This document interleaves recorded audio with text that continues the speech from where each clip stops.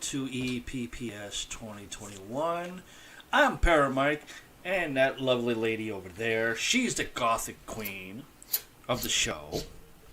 And her name is? I'm Paralar. That's right. I look tired. If I look tired, sorry. Yeah, it's been a very crazy July month for the both of us. I want to say thank you for coming back. If you're part of the show and keep on watching it, thank you. If you're new, EPPS stands for Everything Paranormal Podcast Show 2021. We are supposed to be having a special guest tonight. Where this gentleman is at is the afternoon. He's somewhere on the West Coast, and we did chat with him just a little bit off air, but then his internet decided to go on him. So, hopefully he gets the new link, and he will join us as our special guest tonight. He's an author and a writer. He's also a spiritual medium and healer. And he has 2 books that I know of out. Things to Come and The Wave of Time. And he's also a co-host of a podcast show called Crossover Connection Podcast. And he's also a retired HVAC engineer. I bet you this guy loves doing jobs around his house. That has to deal with HVAC. We got some stories to tell and everything. And hopefully our guest will show up if his internet stops being goofy. Paralora, I believe she has some stuff to still go over. Huh? I believe you still have some stuff to go over. Let me see here. I still have to do worst films by 50 great directors. Yep. I have to finish that one. Probably will do that for another day, another time. Okay. Might do memorable movie character deaths. That's an interesting one. Huh? That's an interesting one. First, I have some stuff on a certain franchise. Ooh. Some juicy tidbits, huh? Okay.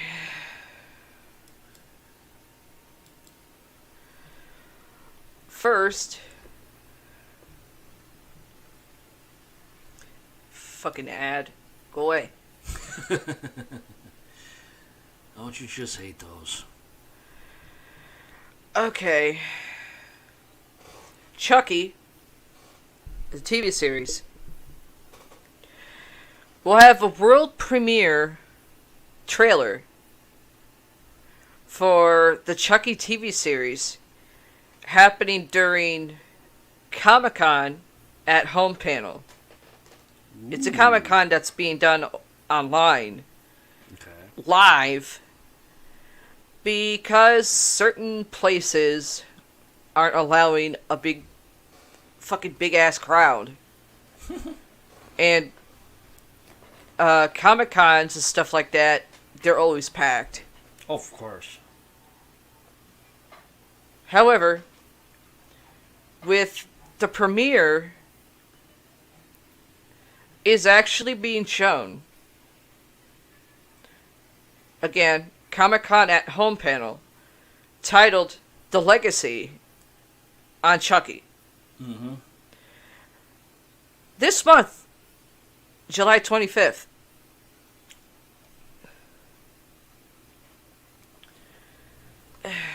Lucky bastards. The trailer for the upcoming Chucky series just said that. Of course you did. The slasher franchise launched 1988 with the original film, Child's Play, which focuses on a mother who gives her young son a, I love the parentheses, good guy doll. I love that fucking parentheses. Good guy, though. Named Chucky, that is possessed by the spirit of a serial killer named Charles Lee Ray. I've actually went through some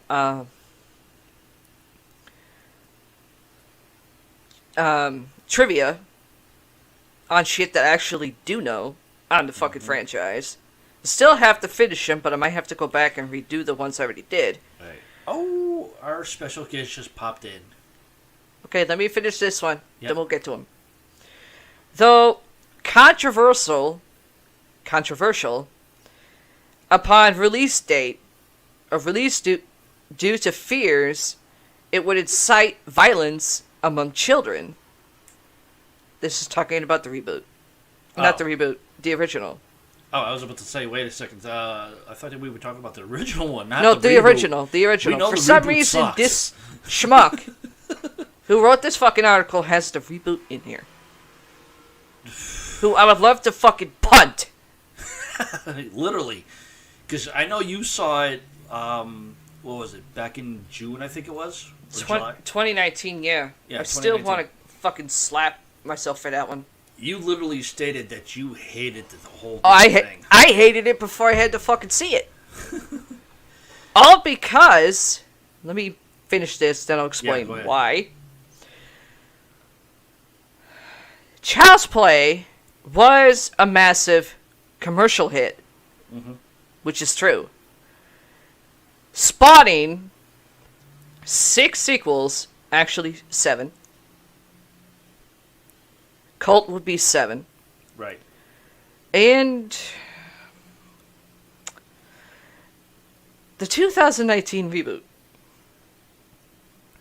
that has made the villainous Chucky doll an enduring icon on modern horror, despite the reboot's lackluster box office performance.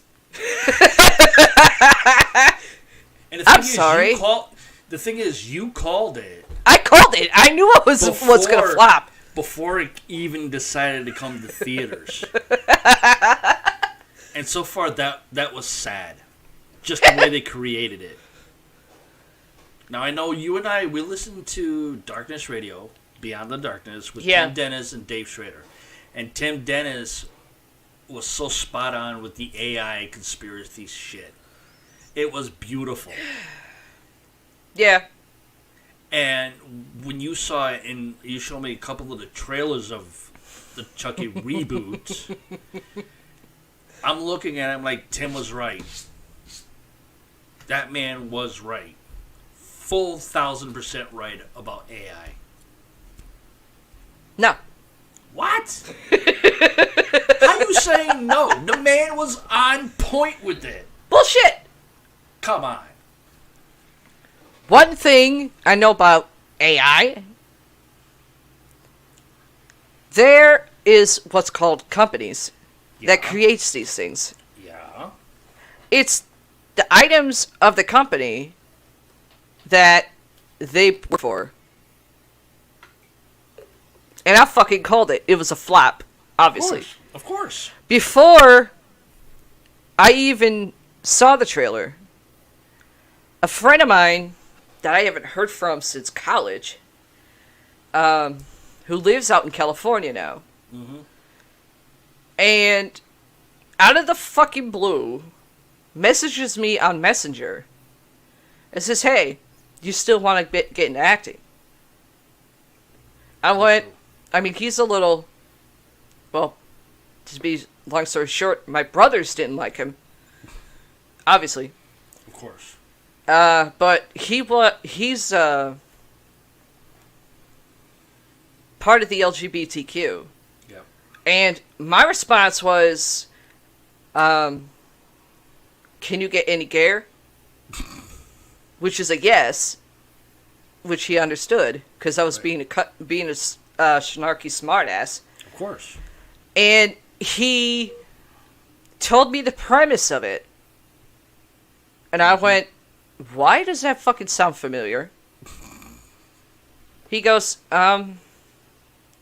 please don't kill me for this. I'm trying to give you give you a bit of a break here. What?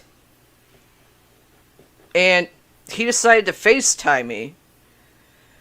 And I'm talking to him FaceTime. His connection was kind of Whacked out. I went, okay, what's the movie? Because it sounds way too familiar. And I've been trying to get in that fucking series for fucking years. Mm-hmm. He goes, they're rebooting it. And I was in the middle of putting a cigarette in my mouth, and I actually dropped it. Which I never drop my cigarettes. Cigarette abuse! I knew it! I knew you had it in you. I picked it up, and I went, you want to repeat that again? Or, as one of my brothers would say, you want to repeat that? What do you mean fucking rebooting it? Well, they're rebooting the original. Mm-hmm. For like today's standards, back in 2018. I go, you're talking about today's standards for reboot. Right. I mean, reboots in today's standards have been flops. Do I need an example? Nightmare on Elm Street reboot? Yeah, that was simply just sad. because Robert Englund wasn't Freddy. Yeah, it was just sad. He goes, well, it's sort of like a different spin on it. Okay. I'm not saying I'm interested. I just want to know just how stupid this is going to look. Sorry, Betty. In my head. Before I say it. Mm-hmm. Okay, they're rebooting the original as an AI. Mm-hmm. You telling me they're rebooting the original to be an AI doll? Where have we not seen that before? Something of AI in a fucking movie. And he goes, well, and he explains, obviously, Chucky being an AI. I said, I hate to kind of bust your balls, but what the fuck, why not? That is not going to work. Unless they actually kept keep the main look of him. Yeah. He goes, well, they're kind of changing that a little bit. Mm-hmm. Define changing. He's like, well, his hair is actually going to be brown instead of red. And it's basically today's version of what a buddy doll is. Yeah. Are you fucking kidding me? The original weren't allowed to use that. No, it wasn't. They had to go around it. To be honest, he ain't no motherfucking buddy doll. He's a fucking Cabbage Patch doll. Yeah. You can look right at him. Yeah, they had to highly go around that whole scenario. And I go, why are you asking if I want to be a part of this? He's like, well, you've been trying to get into it somehow. Due to the fact, your original trying to do it, you were fucking almost 16. Exactly. Or 16. I went, okay, what are they looking for then? I go, they haven't Brad Dourif do it. The guy that's been with us since the original. No. Paraphrasing, he told us to go to hell. Yeah. Because he's still with it. I went, yeah. He knows how fans are going to think. Why would he do a reboot when the fucking thing's still going? I'm still trying to find that story. You're not going to find it. Of what he said. I would love to hear what Brad Dourif had to say about that reboot of. He was being nice about it The franchise when they asked him. Been part of with for so many, God knows how many centuries. 7. 7 years of the franchise. If you add 1988 to 2017's being cult, it actually spans almost 40 years, almost, Wow. or a little over, close to 40 years. Yeah, something like that. He says to me, "Come on, I know you're a horror movie freak. With certain horror movies, you're a fucking biggest critic on the planet. True. What makes you think I'm not going to be a critic about this one?" They underestimated. Due to the fact,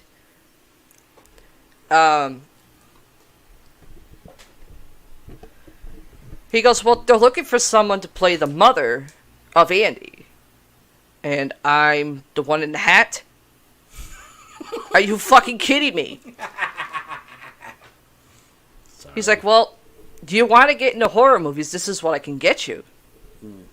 I mean, you auditioned for parts in the franchise, and you haven't landed one. Exactly. Simply because, one, your laugh sounds like the originals. Yeah, if I'm a little bit drunk." He's like, "No, you've actually done it without being drunk. Scared the shit out of your brother Alex with it." Yeah, you did. I actually had video of that. Until my camera got busted, then I was like, ah, crap. I think he broke it on purpose.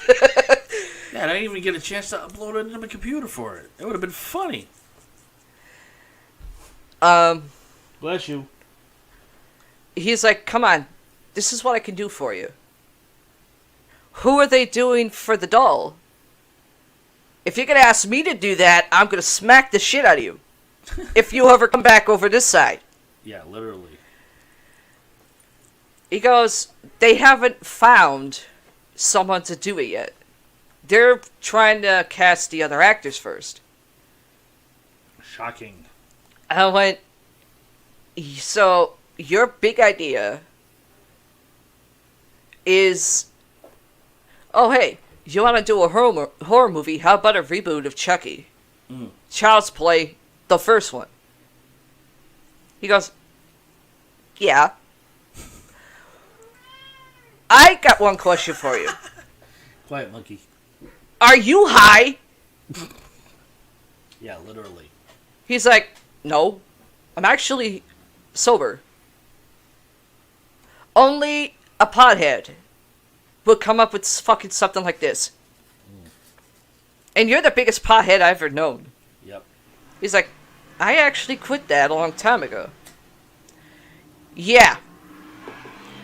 And I'm the daughter of Lucifer, and I'm up here for vacation. Get the fuck out of here." Okay. Mike actually walked into the room when I said that. He's like, "Who the fuck you talking to?" And I told him, "Brendan, you did the eye roll because you don't like him." Yeah. And I go, "But I told you about it." And you actually said to me, "Is he high?" I just asked him that.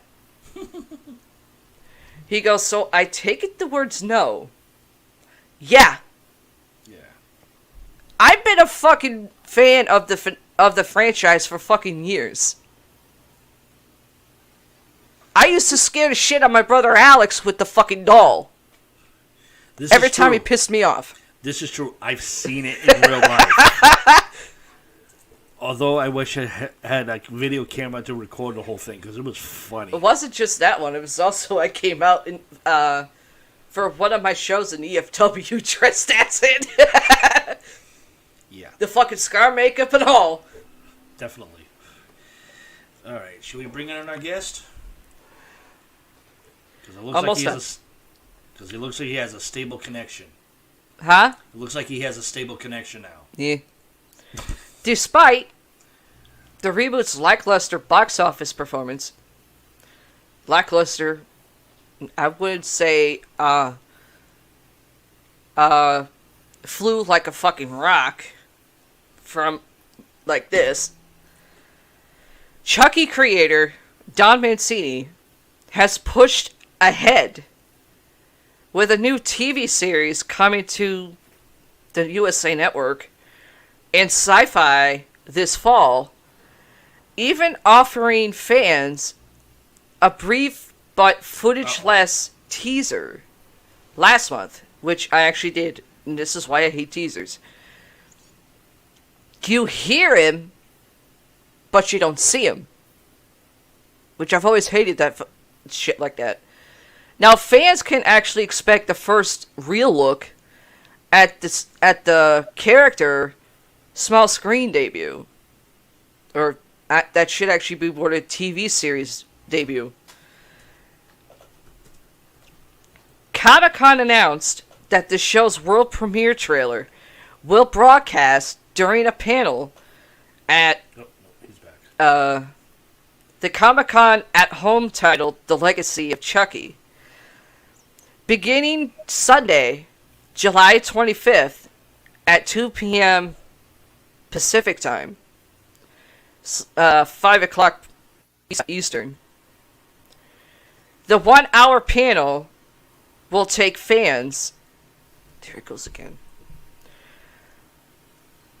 On an exclusive journey through the franchise's decades long run with behind the scenes footage and cast interviews.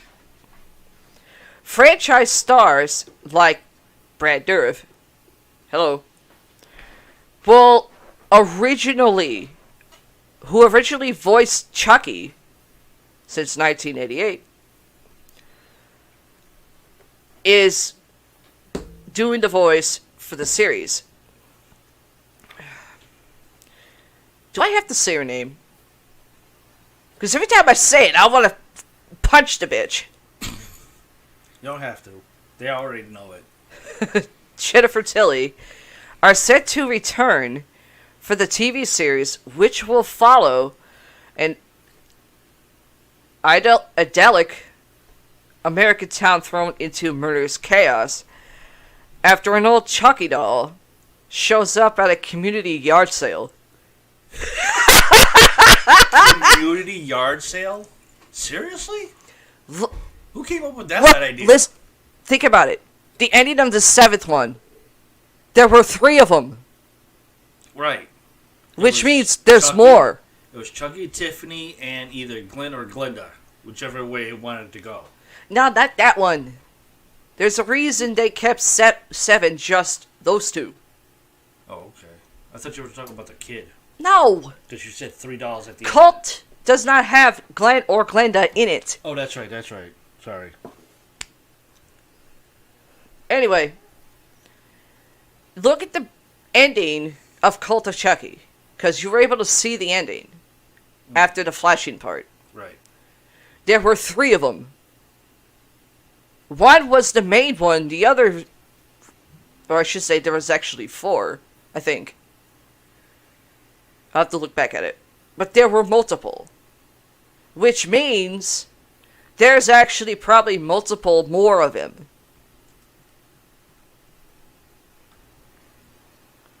And it actually has his face from Cult of Chucky.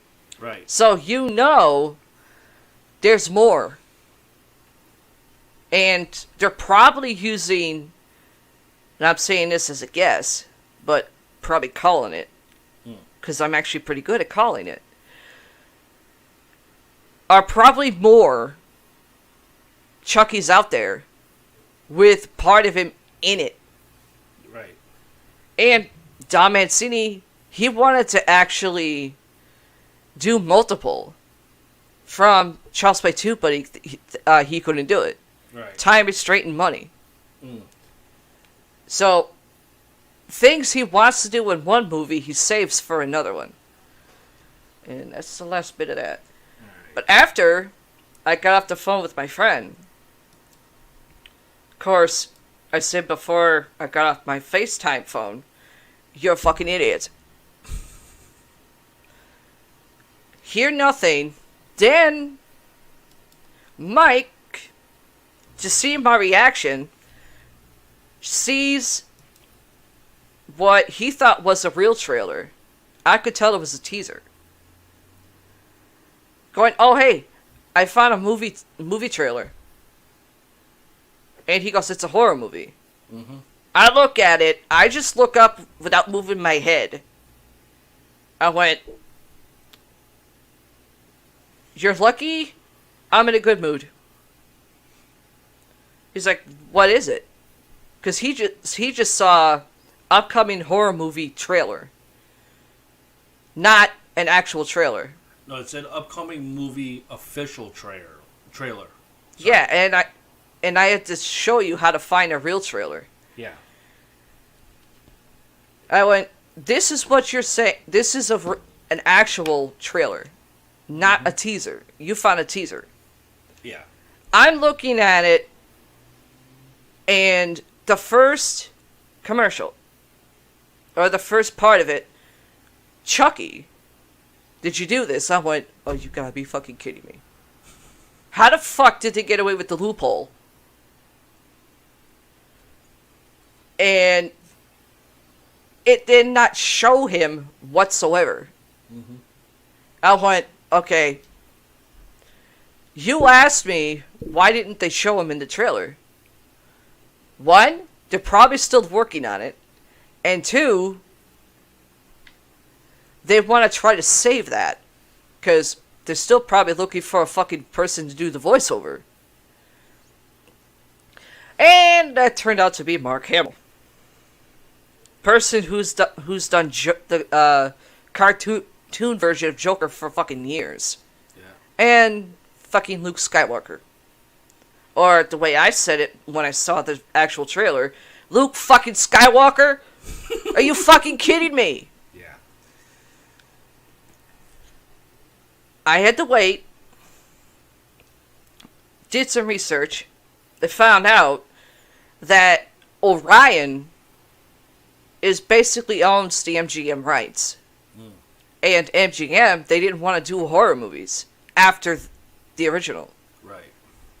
Until, oh shit, damn thing's a money truck. Yeah. Which confused me in a lot of ways of why. It was like a red flag just with the question, why? Because, think about it, 2016 and 2017 were constantly reboot years for classic horror movies. Yeah. Due to the fact that it's a concept that was actually stolen from Don Mancini, because they weren't allowed to use the Buddy doll image. Right. Now they can. They could. Orion could. I didn't want to see it, but a colleague of ours who got us into actually doing our own paranormal show said, I hate to say it, horror movies are part of the paranormal. Yeah, no shit. Horror movies are actually part of real shit, even though it's goddamn fiction. True. I go, I don't want to see it. That's when I asked you, is like, how does that fit into the category of paranormal? I have no idea. I mean, it was more looked at. The reboot is more looked at, the reboot, as a science fiction. Right. Not horror. I mean, if you look at science fiction, how those movies are, okay.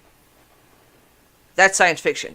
Right. If you use a sci-fi version in a horror movie, it is not going to work. And I learned that from college. Yeah. I automatically said to our colleague Dave Schrader, Darkness Radio, I don't want to see it. I don't want to fucking see it.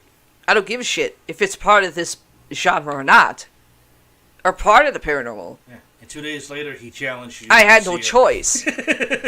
He goes, if you don't see it, you're going to automatically be looked at as a nostalgia freak. It has nothing to do with nostalgia. He's like, actually, okay. What did you think when you found out Mark Hamill was doing the reboot? I figured that out myself. I figured that out with the Comic-Con Because they actually showed it. I know, but before the Comic-Con even came around, when the trailers were going, Yeah. the way Chucky laughed was exact laugh of the Joker in my Batman games that I have for PS3. And I'm like listening to it, and I'm thinking, I'm like, wait a second. The trailer's laugh was just like the Joker's laugh in my game, so I kept like going back and forth. It like, had a holy snippet crap. of a slight chuckle, Yeah, but not a full distinction. no. But they still didn't show it. Yeah. Show them. Spoiler alert: if you haven't seen it, save your money. Yes, please. And if it ever comes out to DVD, don't buy it. I got buzzed by Tim Dennis from Dr. Serenity. He's a fucking AI fanatic. Controversial ways. Of course. He goes, so I agree hear with you, from Dan. Dave, you don't want to see the reboot. No, I don't. I don't give a fuck if it's part of the paranormal or not. I already know it's not gonna work. People are gonna hate it. Yeah. And especially to the fact Mark Hamill is doing the voice now for a reboot. He goes, think about it this way. They are only allowed legally to do one. That's it. I went, no, I'm not doing it. Mr. AI controversial douche. That's so wrong. He goes, I mean, come on. I go, Tim, listen to how I'm saying it. You got fucking Terminator. An AI robot. That's not a horror movie. No. That's an action thriller. Yeah. Big difference. Yeah. Then you got fucking Johnny 5 from Short Circuit 1 and 2. That was a cool movie. But Short Circuit 2 is the only movie where his eyes go red when he's pissed.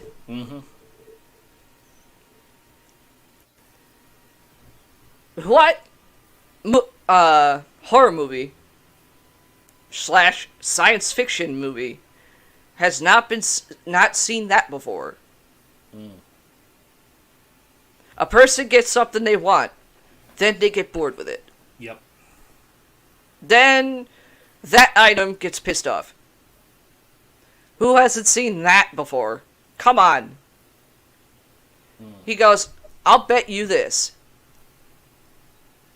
If you don't see it, I'll blast you on my show. How about this? I see it, I'll blast you on mine.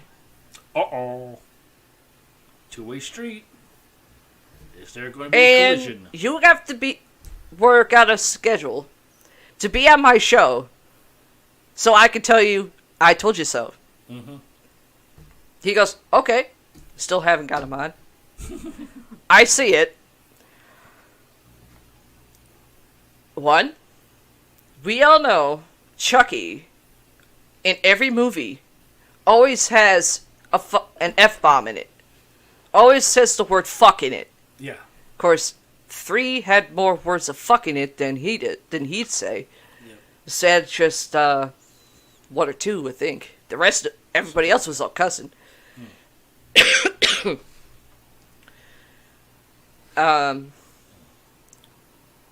Did not cuss at all.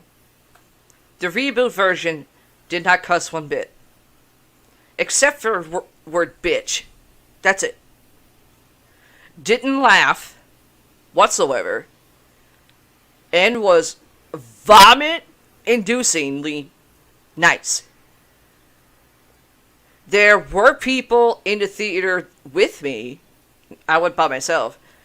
But there was about a half of a section of the theater I had to go into that was full.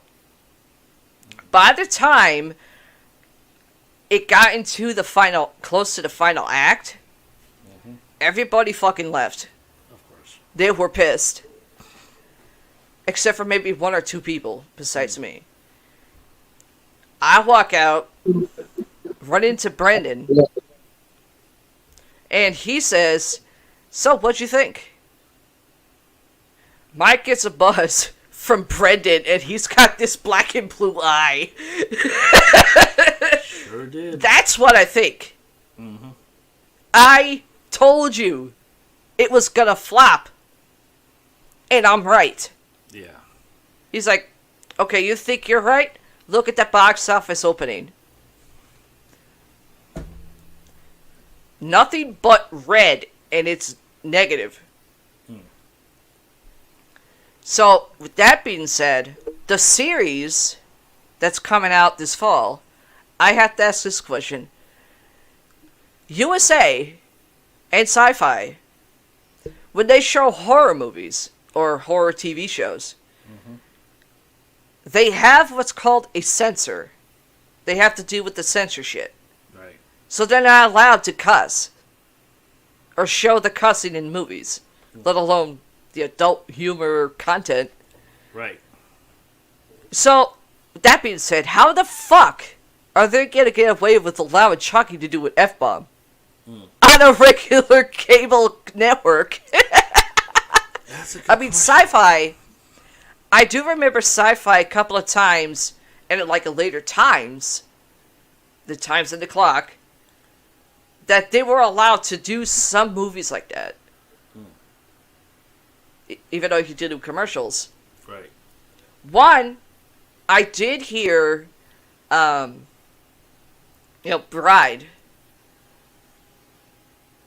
I found out my nephew and my niece were like trying to sneak it one night. Due to the fact, Alex said nobody's allowed to watch that movie while I'm awake. Period. You see how many times I listened. Never. I get with his kids. I caught Adam and Adina watching it at fucking midnight one night, and I was about to cuss them out for being up too late. And it was the beginning of the movie, and I see Chucky actually say, "It ain't the size that counts, asshole." And you and Richie were behind me. I went, "Did I just hear that say asshole on the fucking cable? Or am I fucking drunk?" Uh-oh. I think we lost our guest again. Huh? I think we lost our guest again. But we did have a hello, or a hey y'all, from Gloria. Hi, Gloria. Got a hey y'all. Oh, hey, Gloria. From Gloria. One of my witch sisters. Oh, boy. Not only that, a couple of days ago, I got into a bit of a argument He's back. with a follower from Anchor FM from the email, because I was checking it, saying that any type of pentagram is actually satanic. Obviously, I just had a grin to come up across my face. I lost count how many times I proved people wrong on witches. I remember that. You told me about that a while back. I started laughing like a hyena. And I said, "Oh, this fucker wants to challenge me." I said, "First of all, we witches have actually been around for fucking centuries. That's true. It wasn't until fucking Salem that we started getting persecuted against. For whatever fucking reason. While the founders of the town were fucking witches themselves. They just hid it. Here is a bit of a lesson on pentagrams. Okay? Because there's different versions.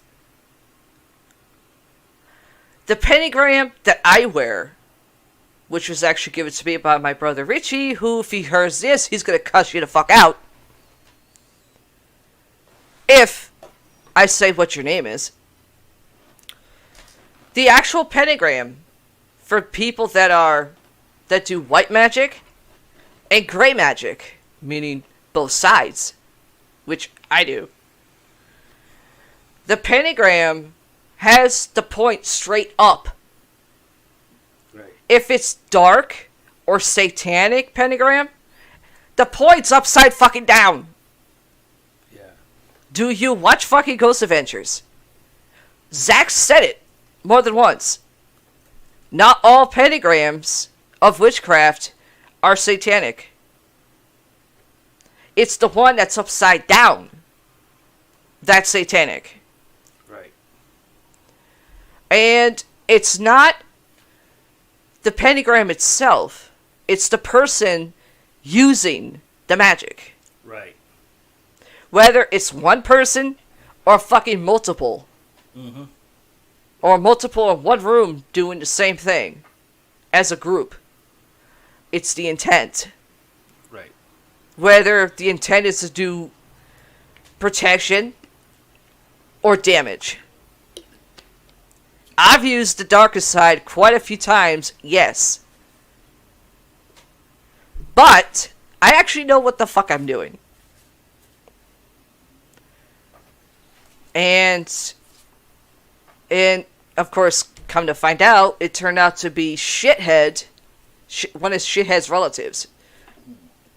But the relative was only like 16, 17 years old. Which actually turned out to be Darren.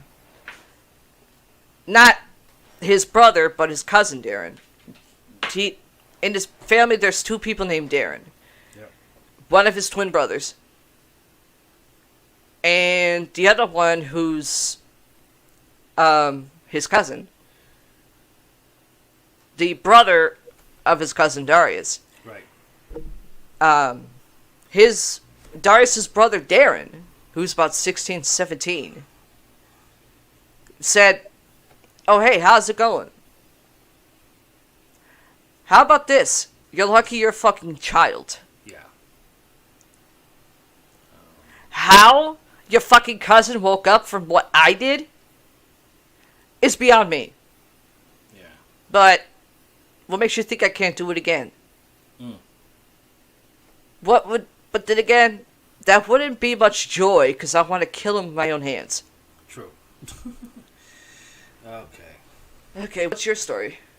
Well, Is he back on? yes. Okay. He's back. So we're going to bring on our special guest, Mr. Alan Wright, a spiritual medium and healer, author and writer, co-host of Crossover Connection podcast, and I've already seen 2 books from him. The Things to Come, which is one of them, and The Wave of Time.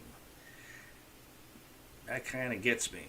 So here he is, ladies and gentlemen, on EPPS 2021, Mr. Alan Wright. Hello, sir. Hi, how are you doing? Pretty good. Internet still screwing with you? I thought for a minute there we were going to have to reschedule. But Yeah. I made it. That's good. Yeah. That's actually welcome a to good the thing. show. Huh? I'd say that's a good thing. Yeah. Really. You were an HVAC engineer, and then after that you retired and became a spiritual medium and healer. How did that come about? Well, Were you born as one? as an HVAC, No, no, medium I'm just or teasing. empath. He's just No, teasing. my abilities I was born with. The Oh, only same as thing mine. is, really, you either have it or you don't. Talk about a small Well, world. me and my brothers, we were born that way. Talk about a small world. Yeah, really. But I had to keep those abilities kind of secret because I couldn't go to school and tell people that I saw ghosts or I talked to ghosts or, whatever. So I kind of kept it. I was in the closet from the time I was grade school age up until I retired, basically, because you couldn't even do it when you have a career. A lot of that career was in management, Yeah. and you can't do things when you're in management that you would do as a lower peon. So uh, I pretty much had to. I had pretty much had to keep it secret my whole life. Uh, my wife kept getting at me, Lori, my wife. I told her all my experiences and everything, and she told me that I should write a book and put them in the book. Well, uh, after I retired, I decided to do that, and that one book turned into 9 so far, and I'm stuck my fifth one. Once you get started, you just can't quit. But Wow. I'm 72 years old, so I've had a lot of experiences in my lifetime, and a lot of paranormal also. I've actually cast evil spirits out of houses. I've shown spirits to the light, helped them into the light. I do readings. I just pretty much you name it. I've done it in paranormal, except for one thing, and that's Uh-oh. ghost hunting. I don't go out ghost hunting at night. Stay in these creepy old buildings, all night long. If I want to see a ghost, all I have to do is just open the door in my mind, and they're there. It's just, you know, it's a, Holy Obviously, I crap. did it backwards. I just went at it. but the thing of it is, being a medium, the spirits know they can talk to me, and I can talk to them, and they can communicate. A lot of times, they just have messages that they want to give to somebody. And so they're around me all the time, and uh, so I don't have a need to go into a haunted house or whatever. Even though my wife and I lived in a haunted house for about 3 years, uh, I don't have the need to go into one. I feel that maybe sometimes those places are pretty much like sacred.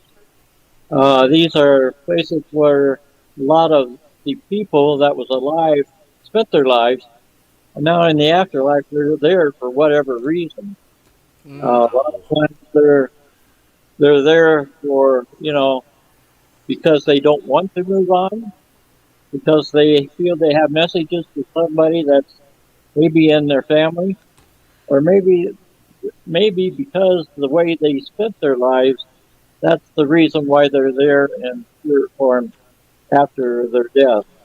Um, Wow. the only thing, so I don't go. I wouldn't want to go into a house, for instance, and provoke them, for whatever reason. And I've been around on the evil side of it too. In our house, when it was haunted, we didn't know it when we bought it that it was haunted, and I didn't get any feelings either after we moved in for a while. But then, after a while, things started. It was my wife. She's a sensitive, and she picks up on these things before I do a lot of times.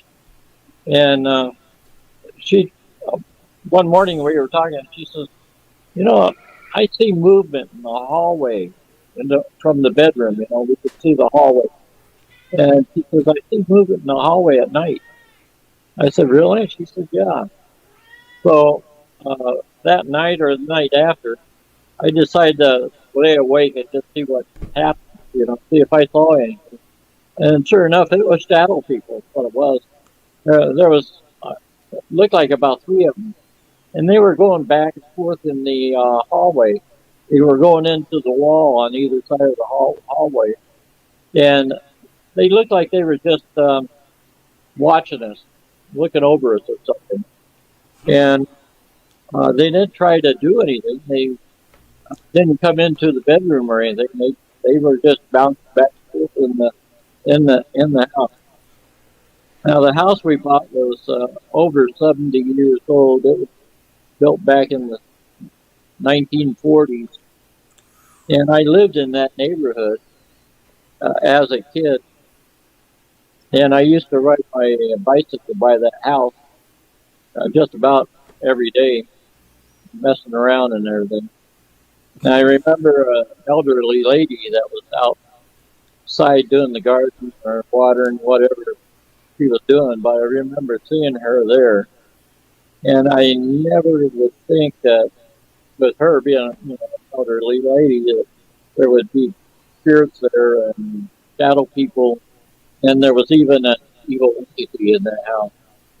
But we Wow. found out that the house sat vacant for a lot of years. They couldn't sell it. The house and thing was all messed up, and they did sell it. Well, up until they sold it, they had a lot of people that used drugs, uh, homeless people in there. They would use drugs and everything. And you were talking about a pentagram. There was a pentagram in the house underneath the flooring. Uh, Ah, your department. yeah, Yeah. Mine's always upside up, not upside down. yeah. Well, I think this one was sideways, upside down, or whatever, because it wasn't supposed to be there. And whoever was there had invited something in there that wasn't supposed to be there. And the reason why I know that is I came home from work one day, and there was hundreds of flies in the windowsills of our kitchen and dining room, and they were these big old fat, disgusting flies. They could barely fly, and they flew around real slow. And Black flies? they were flies like what you would see on a dead carcass or something. Okay. Uh, they were just they were just nasty, fat, and nasty. But anyway, I was going to spray them with a braid or something, but I just thought I better not do that. We had about three dogs Die! left. Yeah, that's about it. So what I did, I started hitting them with fly swatters, and then I was killing them, believe it or not, with fly swatters. And I kill as many of them as I can. I think a lot of them just ran off, but I would sweep them up into a dustpan and throw them in the garbage can. And this went on for a while. But anyway, my wife and I was sitting there one night watching TV. We had a big screen TV, and we saw these flies flying up through the light of the TV, and I thought they were back. And so I'm looking for my fly swatter, and when they turned on the light, uh, they weren't there. You know, I've Ghost been on a flies? couple. Huh? Yeah, Ghost flies? yeah, ghost flies. I guess. That's Uh, something I never heard of. Neither have I yeah, till I now. didn't either. When I was on my astral projection to see my grandfather back in 1983, I was told things and I was shown things, and I was only there for a few hours because I came back when I was supposed to get up and go to work the next day. But uh, they have no time there. Uh, Spirits don't have any time. They live in a timeless world, which means they live forever. Uh, but I was told things like, this earth that we live on is a living organism. Mm-hmm. Mm-hmm. And it, like all living organisms, it has a spirit. And everything on this earth has a spirit. Every living thing has a spirit on this earth. Energy. Energy, exactly. That's what spirit is energy. That's another reason why they live forever, because you can't destroy energy. But anyway, so those flies flying up into the screen of the TV kind of made us uh, go, what the hell? But at the same time, I understood why, because they had spirits too. And um, so that happened. That went on for a couple of days. And I guess they all went to wherever they went in the afterlife, and we didn't see them anymore.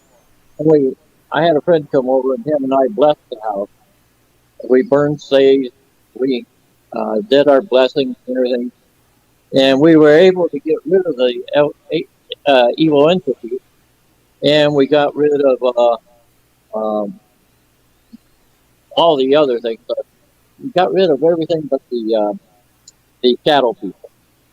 And I think it's because those shadow people are from a different dimension or something. I don't think they have to abide by the rules on this earth. Yeah. Uh, uh, they come and go as they want. And somebody once told me maybe they're watchers. They watch. You remember the watchers in the beginning? Maybe these shadow people are something like the watchers. They can come and go and do what they please. I know our blessings and everything that we did to try to get rid of them didn't work. So, but we we lived there for about 3 years, and then we moved. Uh, but it was interesting. Uh, I wouldn't want to go to another haunted house, though, just for that. It Well, I was guess you wouldn't be a guest of GAC then. Or the Holzer Files Those, with Dave. yeah, uh, that's called Holzer Files, dear. That's what he said. No, you say Ghost Files. those. Well, there is a show called Ghost Files. Yeah, And Ghost I've seen Files. it on YouTube a couple of times. Yeah, they look a little too fabricated. Yeah. So, when you were an HVAC engineer going into Yeah. these giant-sized buildings, did you ever have a paranormal experience in any of the buildings that you worked in as an HVAC engineer? Like things being moved that you couldn't explain? Well, I've got to tell you, working up on the roofs of those buildings and stuff, I never had any experiences like that. But uh, I worked at a high school for about 10 years. I worked there. And I worked in the gymnasium. And late at night, when everybody had went home after the games were over with and everything, I was responsible for the cleanup, whatever.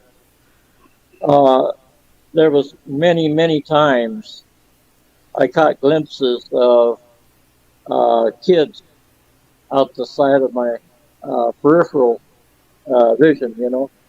Yeah. And I'm pretty sure this high school had like it wasn't a graveyard, but it was a memorial for all the kids that had died there, Ancient and burial ground? something like that. But what they did was they just had their names, and when they attended high school there, and the date that they died as a memorial. And some of the kids like died right on the high school there. One of them fell off a roof or something, and another one uh, died out in the parking lot when they were had an accident pulling into the school. Dump truck hit them. But Ouch. so I I also think that a spirit can portray any way that they want you to see them, any part of their life. Most generally, they portray themselves to you when they were the happiest, when they feel that you might recognize them most. Uh, so I think a lot of these kids probably died after they graduated someplace else, but the high school was their happiest time that they had in their life, or the most memorial. time that they remembered. And so that's the reason why they came back, and that's the reason why they were in that gym. I used to hear bangings and knockings in that gym at night. You know, you could say, well, it's wind blowing and stuff like this, but I don't think so.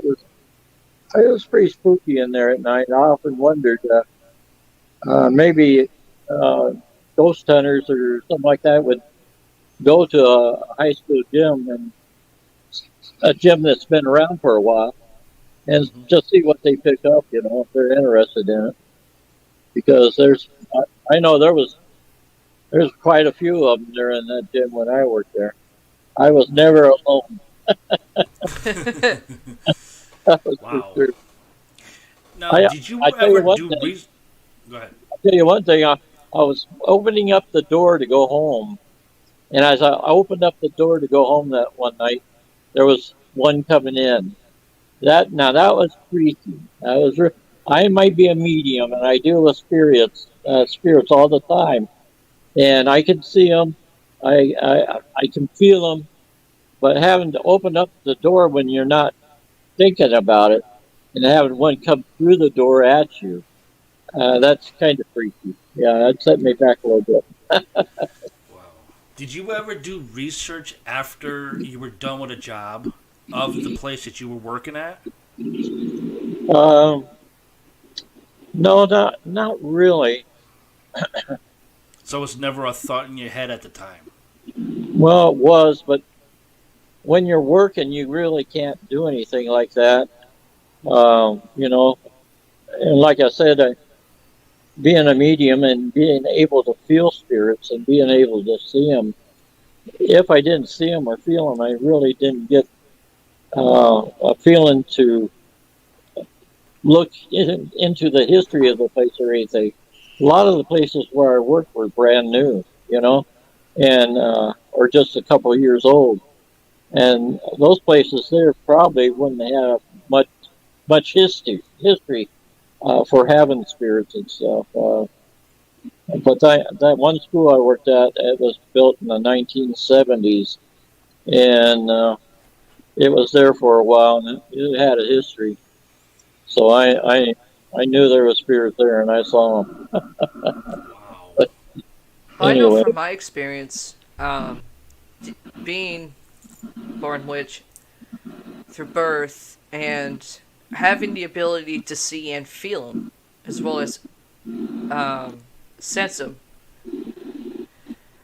that some places, even though it's like a brand new house or brand new building, it's could also be the land. Like well, yeah, nobody knows what's there exactly, prior.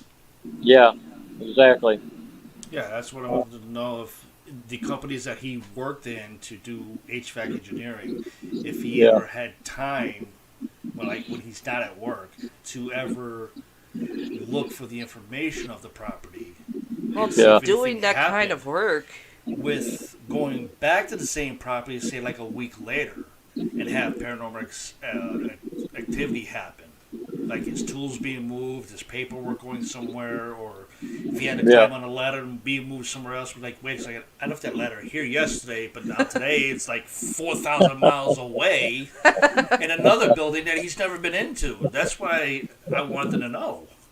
well, if you're well, working HVAC or in that type of work, especially construction, you don't really get the time to actually sit down and research it. Yeah, that's what he said. You just go by what you feel and what you see. Mm-hmm. yeah, really, you know, and like I said, uh, I've had people say, how do you deal with the spirit 24/7 when you know they're all around you all the time?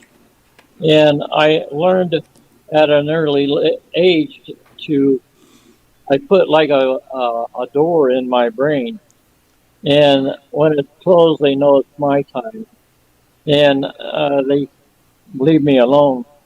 But when I open it, like for these shows, the door's open, and they know they can communicate with me if they have the need to or want to.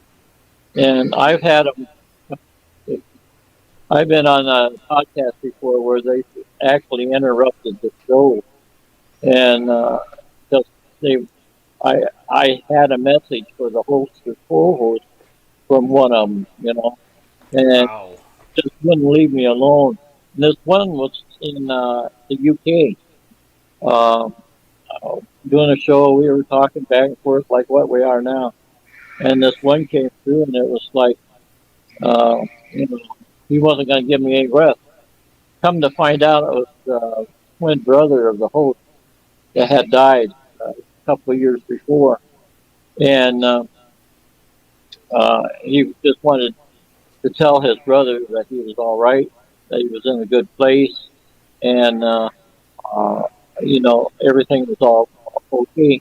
And he told his brother that when he passed, that he would be there with him to help him cross over. And uh, by the time we were done, the host, uh, he just broke down. The co-host had to pretty much take over the closing of the show that night and everything. Yeah. So they can really touch you to your heart if it's a message, that the person they're giving the message to knows it's them. They can really get to you. I gave a reading to this lady one time. Lori, my wife, and I went. I had to get insurance because I retired. I was switching companies, and we had this lady that did the insurance for me, and she said she would meet us at a restaurant and do it there at the restaurant. That way we could have drinks or whatever. And when we got to the restaurant, we talked back and forth and stuff for a little bit. And she told me then that her grandson was killed in an accident. Ooh. And boom, the minute she said grandson, he was there. And same thing there. I told her, I said, I have a message for you from your grandson. And that reading there, well, it lasted for about 10 minutes. It wasn't real long, but it really touched her too. And um, she wanted to know how much I charged for reading. And at that time, I was running a special, like, $25 for reading. And I'll be darned, I didn't even ask her for money. I mean, I don't. When the spirits come to me with a message, I don't want money. But she wrote a check for $100 for me. And I've done a couple readings for her. But this last time she called and wanted a reading, and she wanted to talk to her grandson again. And I brought him to her, and I told her everything that he told me. And she was actually laughing and stuff about the things that he had said. And when it was over with, we hung up and everything. A lot of times I stay in spirit because the spirit stays around with me for a while. And he was with me then. But anyway, I went outside with our dog, a little chihuahua, to relieve herself. And I was looking at her, and I was basically looking off to the east, I guess it was, no, west. And this voice came to me and said, look to the right. I looked over there, and there was this big old huge uh, rainbow sky, biggest one I've ever seen. And it looked like it both of them came down to the ground. And I couldn't believe my eyes because we hadn't had rain. And there wasn't even a cloud in the sun. In that area over there, there's a big old uh, uh, rainbow. And I said, God, that's beautiful. He said, I put it there for you. I said, well, thank you. And he said, uh, that's for making my grandmother happy. And Wow. that was something else. That brought me to tears because um, you can actually touch lives by doing what I do. And people say that I worship the devil. You probably get a lot of that being a witch. Oh yeah. You know, they have all kinds of weird stuff. I tell them, if I was in the 1600s, they'd burn me at the stake, Yep. As a devil worshiper. But that is the farthest from the truth. What I'm not is an organized religion worshiper. Organized religion is one of the biggest scams that came to the world. And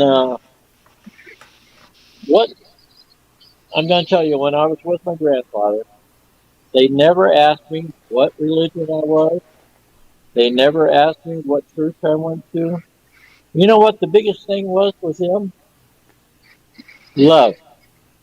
Love. Yeah. I could really relate to the hippies then. That was their biggest thing. They wanted to know if I loved my next door neighbor and if I loved my wife, my family. They wanted to know if I loved the world and the people in the world. And that was it. They never asked me if I went to church. They never asked me what church I went to. Nothing. What religion?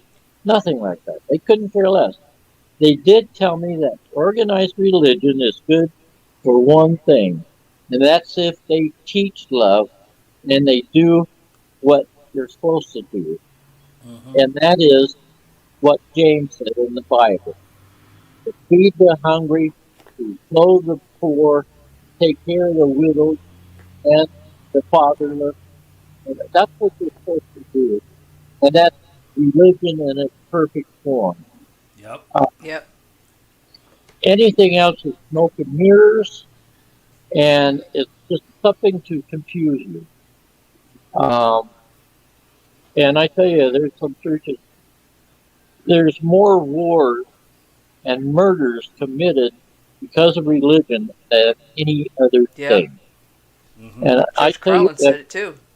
if I'm not right, then I need to be burnt at the stake because I know I'm right.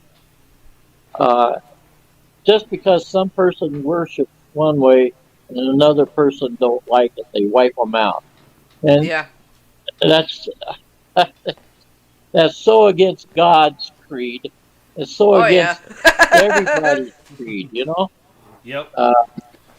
Anyway, I'll get off my soapbox here now. But anyway. Go ahead. Hey, this podcast show is a lot different from every other podcast shows that you have been on. Yeah. A lot of podcast shows has to deal with the FCC regulations and rules. This show, it doesn't. You can be yourself, go full out. You want to rant, you want to jump on a soapbox. This is the show to do it. I do it all the time. That's one thing I did forget to tell him when we chatted one late night when I was just about to head to bed. I forgot to put that. I was like, crap! And emailing him back and forth. I'm like, crap, I did it again. I forgot to tell him. I forgot to tell him that he could be himself. He can swear. There's no restrictions here. Yeah. We don't follow the FCC rules or guidelines because they're a bunch of fucking idiots. Yeah. You know what else I found out? What's Being that? on this astral projection to see my grandfather, I saw and did, and they told me a lot of things while I was there. Do you want to know who they were? Who? Sure. Well, my grandfather and my ancestors, but there was extraterrestrials also. But when you say extraterrestrial, you think of somebody green with 4 arms and everything. They weren't. They were Grays. just like us. But they're more advanced. I can tell you right now. Oh, yeah. And I got the feeling if they wanted to, they could squash this world in an instant if they wanted to. Oh, yeah. But this is. I lost my train of thought. I'm getting old. I feel older than dirt. I feel older than this planet. I know what I was going to say. everybody says when you die, you're going to have to pay for your sins and everything, you know? Mm-hmm. And that's, that's just not right. You've heard of karma. Oh Yep. yeah. That's what karma is. You pay for it right here on our earth. Most of it. You know, if you steal a candy bar, you're not going to go to hell.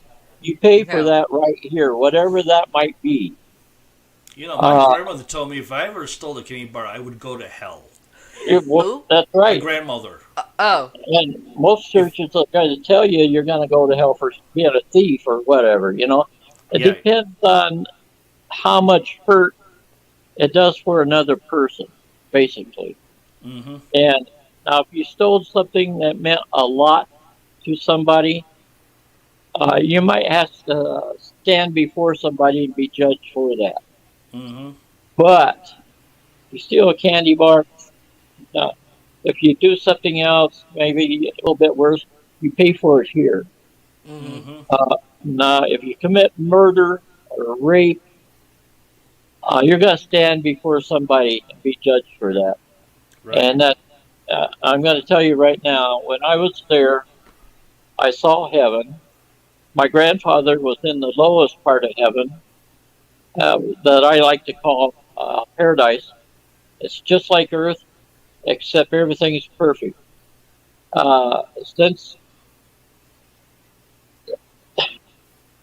Since there's spirits living there, there's no death, no sickness. Everything's perfect. Perfect. And then there's 9 levels. My grandfather was on the first level, but I saw 9 levels of heaven. One person on a call-in show said, "Could you say that they were dimensions?" And I said, "Well, yeah, you could call them dimensions, but I just call them heaven because most people can relate to heaven. You know, Right. uh, there was different levels of dimensions or heaven, as I like. They were the good side. And then later on, a few years later, I went over on the bad side. I was called there. I was called to hell, and I've been there, and I know what it is. Me too. It's one of the darkest places I've ever been in. You Yeah. can't Not even a see your vacation hand. spot. Huh? Huh? Not a vacation spot. but uh, but I saw 5 levels of hell. There could have been more, but I didn't investigate further. I saw 5. But the reason for those levels is to make you better. Whatever you couldn't learn and do on this earth, you go to the good side if you were halfway decent. And you work your way up those different levels until the top. Now, God is at the top level. God being whatever energy that is up there. Mm-hmm. That's what we will be as we be like Him. It even says in the Bible that we're sons and daughters of God, and God wants to treat His sons and daughters like a son and daughter. So Mm-hmm. He's going to give us good things. And it even says that we can become like Him. And that's how, by moving up those steps, learning the ordinances and the laws of the universe. Mm-hmm. You move up those steps, and when you get to the top, you become like Him. And what do you do when you become like Him? You become a God yourself. I'm sorry, I'm not being, uh, how do you put it? Preachy. Well, Facetious. no, I'm just saying that that's what we can become. People don't realize what we have in us. We can become something really great. We can become a god. We can Mm-hmm. become a creator ourselves. Over on the other side, that's the same thing. Gets us out of hell, moves us over to the good side. Now, I Mm-hmm. don't know if we can go all the way to the top on the bad from the bad side, like Hitler or somebody like that. But I do know they don't have to stay in hell all the time. Hey, There it Uh goes. oh. Uh oh. We just lost him, folks. Hopefully he'll pop back in. I know I'm not the only one that heard that. Yeah, I heard it too. I heard it too, and that's when he popped off. I really hope our microphones pick that up. Guys, if you're watching, Gloria, if you're still watching, please let me know if you heard that before Alan internet system decided to go on us, because that was nuts. Holy crap. I may have to rewatch this entire show once we go off the air, but holy crap, did that go night-night. Oh boy, not kosher at all. I have to get back into my email. Oh, here he is. I'm back. Yeah. I got so excited I pushed the wrong button or something. Well, not just you maybe hitting the wrong button on your side, because it looks like you're on your cell phone or something. Cell phone, yeah. But right before you disappeared, there was a pop in our homemade studio, and then you just like popped off. I'm like, what the hell? Yeah. That was crazy. I just trying to get back to my email. I'm going to send you a new link. We know your internet kind of sucks out in the West Coast, so here's a new link. Join back in. But holy crap! No, I'm back. I know my way back in now. Yeah, but that was weird. I want to tell you another thing. I don't think I've ever been on a podcast or radio show of any kind, where they didn't have electrical problems. And that's because spirits are energy. And like I said, I opened the door. They're around me now. I can feel the energy. I don't know if you can. But they can mess with your electric there. They can play with your microphones. They can play with whatever they want to. And they can take you right off the air. Yeah, I've learned that from watching Zach, and when he does certain investigations with a bunch of equipment, and they've been just going bananas. Yeah. Here in the building that we live in, here in Newcastle, I recently found out that this was part of Hillview Manor, which is here in Newcastle. Huh? I've heard of it. Yeah. I know somebody because in 2016 I ended up with a tumor in my right frontal lobe here, and met a woman that, not kosher. That's when Paralord found Dave Schrader with Darkness Radio at the time on, I think it was Podcast United. Yeah. When you found Dave Schrader with Darkness Radio. When they were on the radio? No, were they on United Podcast or something? Or Podcast United? I don't know. I haven't listened to Darkness Radio in a while due to the fact we've been so damn busy. Yeah. After my tumor, she pitched me to do our own podcast show, and I started a lot of researching, and I started it up as, it was originally called DCast Podcast Radio, Everything Paranormal, and that's when I started in 2016 after maybe 5 months of recovery, I believe. Yeah. Something like that. Yeah. And it was crazy. But being under the knife. They can do that also. Yeah.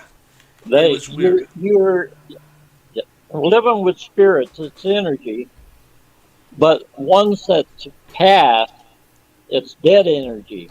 It's not good energy, if you know what I mean.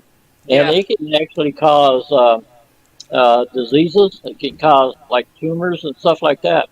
Yep. And you have to be very careful, like us living in that haunted house. Right. If we stayed there any longer, we probably would have got sicker. I did get kidney stones. My wife did too. So we were kind of sick when we were in that house. We didn't realize it at the time, but yeah, they can work you over pretty good. I got to tell you right now. Oh yeah. Oh yeah. I mean, I had my first experience of paranormal when I was 12 years old. It was 1989, and I lost my grandmother on Christmas Day. Oh my God. And I was the only child to hold her in my arms in the hospital, and she passed away. But I felt this energy go from her Yeah. into me, and I couldn't figure out what happened. Yeah. Went to bed, and it was December 26th. It was like about 3 in the morning. I see this glowing thing in my living room by my Christmas tree. I wake up, look out these French doors, look, and all I see was this humongous floating white head just spinning. But I wasn't afraid of it. But to this day, I still can't explain what that message meant. Huh. So it's like now, wherever I go, I have this weird ice cold, like I'm in the deepest freezer ever of coldness, and I can't figure out, okay, what is this? What is going on? I'm 44 years old now. My birthday's just passed a few weeks, and I still get it. Yeah. And I still can't explain what these things are. It's like, why are they coming to me now? I've only had my first experience at 12 years old.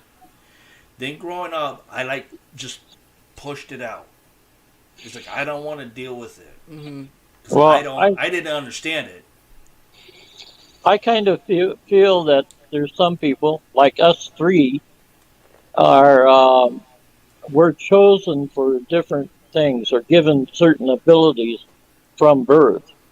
Now, you might not have realized, you might not still realize what those abilities are, yours. But I'm pretty sure Laura knows hers, and I definitely know mine. It took me a while, I guess when I first saw my grandfather in 1983, that's when I started like exploding with my abilities. When I came back, woke up that morning, I felt like I was glowing, and I also felt like I stood before God, and my abilities started becoming stronger and stronger as time went on. And but you might want to research your research and see what their abilities are really. I wish I knew how. I've told you how to do it. You refuse to do it. You're Oh, afraid of finding out how. Yeah, that's yeah. the thing. Fear. Because I have this, what I call a paranormal black bottle built inside me. And everything that has happened to me since 12 years old to now, I've just been sticking it in that bottle and sealing it up and trying to forget about it. Mm-hmm. Yeah. But after my tumor, the bottle kind of cracked a bit, and then I started having some weird memories of my grandmother being here, my grandfather being here, and then would wake up with scratches either on my leg, my arm, my chest. I think there was one time on my back. Huh? Wasn't there a time on my back where I had a big long scratch? Recently, a long time ago. A while back. A while back. Yeah. If I remember right, we were what I like to call the Lower East Side of Hell, Florida. And what I also like to call West Hill Beach instead of West Palm Beach. We were at what people called the church, but I felt something different. Yeah. And I didn't see it at first because I was technically going out of my mind. Rich, you told me, you may not remember it, Richie saw the scratch on you. And that freaked him out, but not in a bad way. He just said, we need to get you the fuck out of here. Yeah. The scratch was like about this long and about that thick. Yeah. Those aren't good. Yeah, and it burned. It felt like a 5th degree sunburn. Yeah. That's strictly evil. So I knew that fucking place was not right. I wonder if it's something attached to me, but yet it's different. Because I know from doing a lot of research before I started, Decast Podcast Radio and Everything Paranormal back in 2016. I was doing a lot of research, but yet I was still contemplating on, okay, some books are saying there is a paranormal limbo. Yeah. To where spirits will go from life before they go all the way up or all the way down. But or they just stay there because they're waiting for the paranormal limbo relatives. is like a universe where they can't go anywhere, but they want to attack people. Yeah. I don't know if you've ever heard of something like that. It's kind of, I'm sorry to say this, bullshit. Well, that's your opinion. The way I understand what limbo is, it's similar to how you say it, but there's actually a different level of limbo. I know. There's it's been spiritual mentioned... limbo, which is the first level. Yeah. Then there's, I think I saw, hell level, which would be like the second tier to the limbo. Then there's heaven, which is the third tier limbo. Uh-huh. And then you have the paranormal, which would be the fourth limbo of the tier. Okay. From what I know, again on limbo, as an example, my brother Alex. Right. He's in fucking limbo because he's waiting for me. So he's not going anywhere until it's my time. I know, because my son kind of gets irritated with it. And not only that, so me and my other brother in Vermont. Well, there's a lot of our relatives, too, that has passed us around us because a lot of them are guardian angels. They've taken up that job as a guardian angel. And yeah. I know that to be true. There's also the ones there that are guardian angels that came from, I don't know where, but they're not our relatives. But I know our relatives takes up some of that as being our guardian angels. So they're here for whatever reason. I don't know why, but like I said, I think some people, like in these haunted houses, they've done things and that they're actually afraid to go into the light because of guilt of what they did to somebody or how they lived their life here on Earth, Mm-hmm. That could have been put there by religion, actually, to tell you the truth.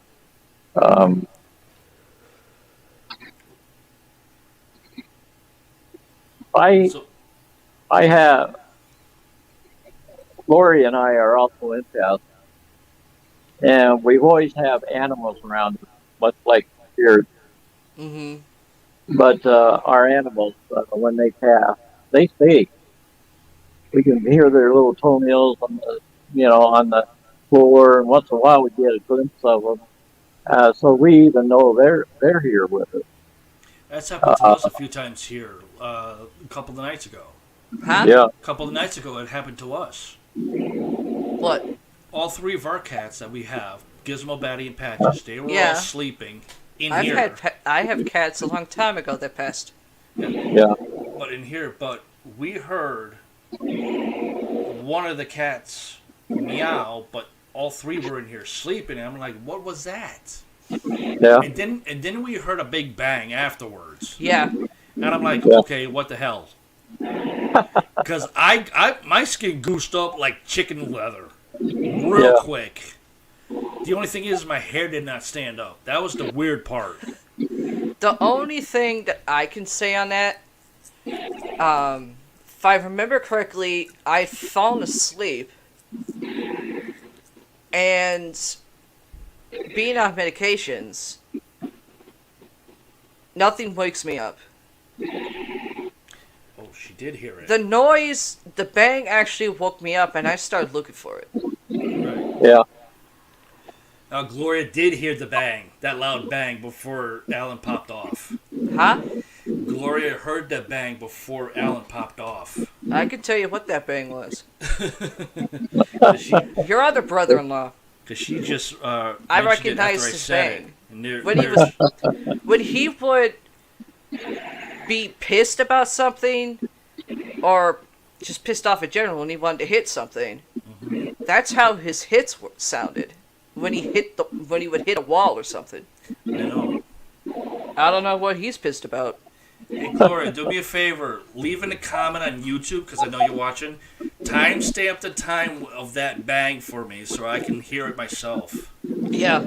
Because that's crazy. That's like, what, 3 times in 4 months that's happened? But the weird thing, the first time that happened, I said, like to wait like a day or two, because you automatically wanted to pull out the fucking recorder, and you haven't had a chance to clean it out so you can hear what was on it from several years ago. Oh, I have that. I have this on this laptop, so the thing is cleared. Oh, so I said, wait a couple days and see what happens. Don't flip out about it. Unfortunately, I didn't have batteries for it. And what happened 2 days later? That's the recorder I have to do EVP Oh, all right. work. Yeah. It's an RCA. Still haven't been able to do it in other places. No. But I did. One day, she was coming upstairs, and I did capture her brother's voice on that recorder. my brother Alex. Really? Yeah, it was crazy. Yeah, they're around us. They're around you too. Yeah, because we're originally. I know they are. Yeah, we're originally from Springfield, Massachusetts. We moved down here in like 2014 to Newcastle, PA. I call it shit. And it was during the day, and I'm like, okay, I'm hearing weird noises. She's downstairs smoking a cigarette at the time before our We property got manager. the okay from our landlord to smoke inside. Yeah. And I just left it static, didn't touch it, didn't say a word. I shut the TV off, and I was just listening. There it goes again. Mm-hmm. I just heard a scream in my ear. I'm gonna be busy later. Yeah. So I left the static, and I think it played for like almost 8 hours. Then I went and checked it, and I was blown away, because it was right after she walked in, shut the door, and about 2 minutes later, boom, there's his voice. I can tell you. Well, we got the okay back, from our landlord. Huh? when you play this back, I just heard a noise about 15 seconds ago that sounded like a cat meowing. Do you have cats now? Yeah, we got 3 cats. That's our little littlest one. They do that once in a while. Hold on. Yeah. One of the voiceover. Sometimes he does that. There's one of them. This is Patches. He's Yeah, the one I know saved why when he you was named born. for that. Or is it a boy? Yes. We have all 3 boys. He was the last one to be born, but I had to help him breathe. His older brother was born in my ear. His name is Gizmo, and He has a sign of a pentagram in one eye. yeah, in his left eye Really? he has a pentagram. I was like, You holy didn't crap! see it. No, I didn't see it until after he was like 4 months old. I saw it automatically. I said, he's got a symbol of a pentagram in his eye. Oh my God. What did you say to me? I said, you have to You- be kidding me. I've never seen a cat You with a said, pentagram you gotta before. be kidding me. Then you said, lay off the spell work. Yeah. And what happened 4 months later? Oh shit, you're right. Yeah. And then she has a cat that came out looking like a bat. Literally. Call it Patty. I had too many cats growing up named Salem. Well, The- I did have some cats, but in my lifetime, my mother was a cat person. But by the way, I think I I'm pretty sure I got my abilities passed down to me from my mother, grandmother, and great grandmother. And my mother, I think of her as being a little gypsy girl because she was only 5'2", 5'3", and she could tell when something was going to happen to the family. She just knew things happened when maybe other people didn't. She had abilities too. My grandmother did too. Mm-hmm. And but anyway, I I had cats, but I became a dog person. I love dogs. Uh, I had a little Chihuahua all years ago, and at the time, my late wife and I had 5 acres of property, and so the house was built back from the highway. But our front door had a doggy door in it, where he'd go out onto our front porch, which was screened in, and he'd go out there anytime he wanted to or needed to. And anyway, after he died, I could feel him around me all the time. I loved that little dog. I loved him to pieces. And but anyway, he was with me whenever I was out doing chores, on the property, like feeding the chickens or whatever. I could hear him in uh, footprints and stuff like that. But anyway, this one morning, he used to like to go out on the front porch and bark at the cars out on the highway. It was rural, so we didn't get too many. Well, lots of times in the morning, there'd be 2 or 3 of them that go by because they're going to work or whatever. Yeah. But after he died this one morning, I was laying in bed, and all of a sudden I heard this dog barking out there. And that's kind of freaky, too. And it was him. It was him barking. I could hear it. But they even woke her up. I went out to the front door and opened it. Of course, he wasn't out there. Couldn't see him. He was out there, but you couldn't see him. But yeah, they're around you even after they die.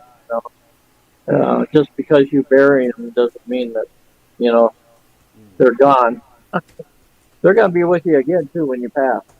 Well, if you want to hold a bunch of animals, get a bunch down. The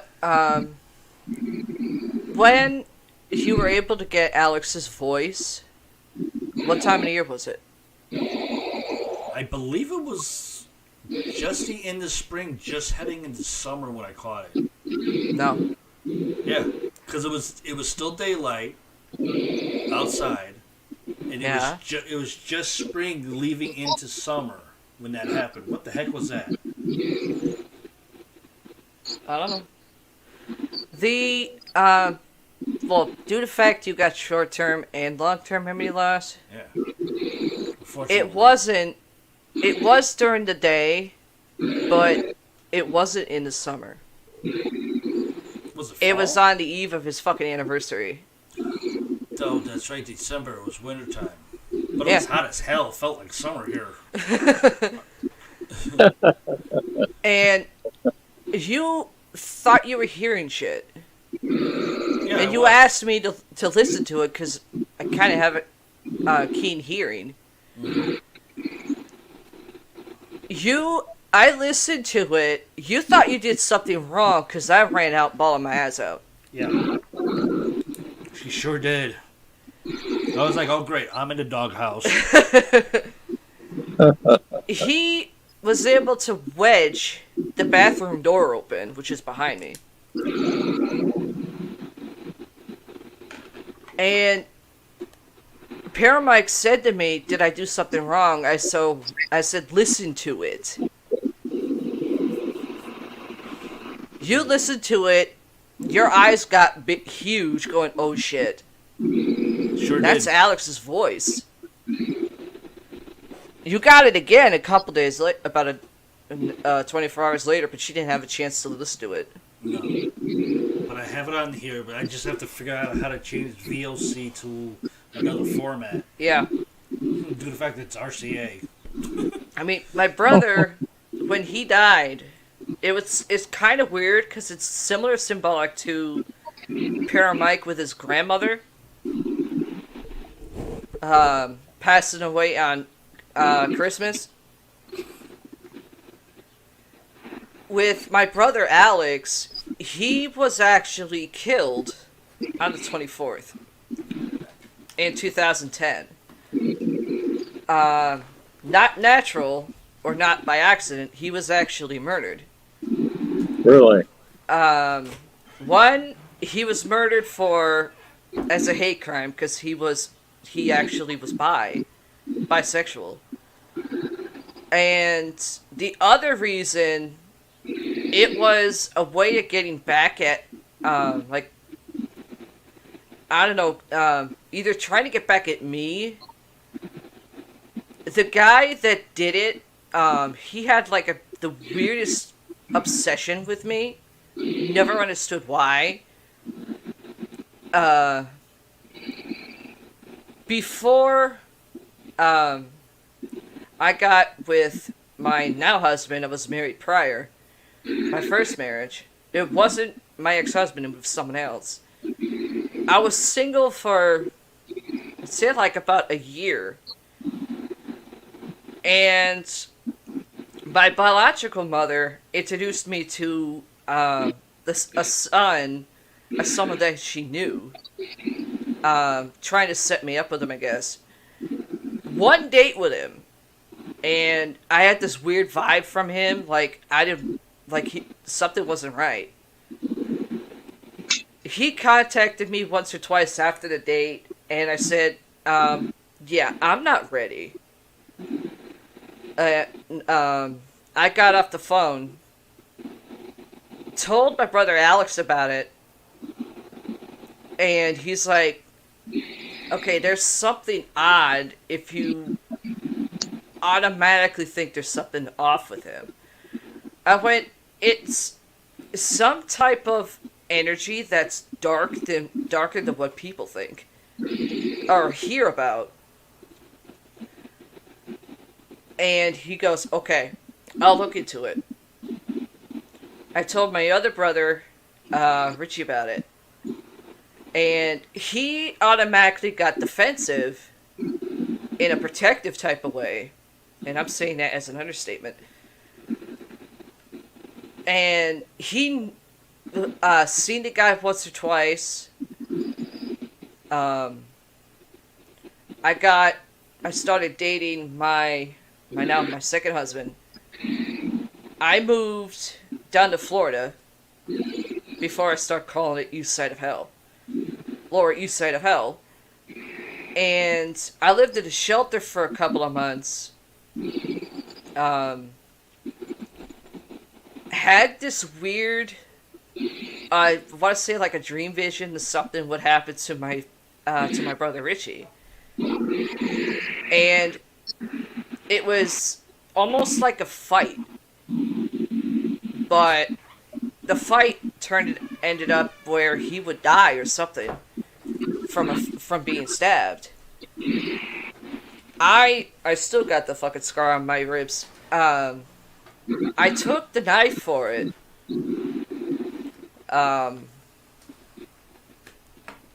Apparently I died, but I don't remember. I mean, I did see what some people explain the light, but it was like a voice that said, not my time.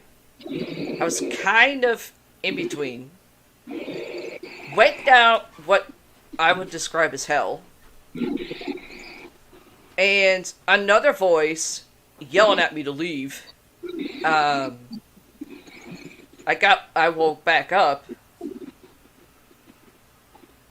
And my brother Alex found out, came down to Florida, got a house, and brought me, my fiance at the time,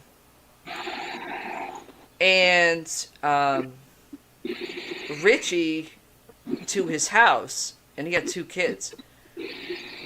And I'm on the porch one day with my brothers and Mike. We're watching the kids play in the front yard.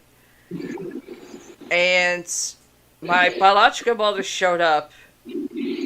She had just divorced my dad, or the other way around. And she had the kid that I had one date with. And I instantly got like this cold, a really cold feeling just before she showed up. And Richie noticed it.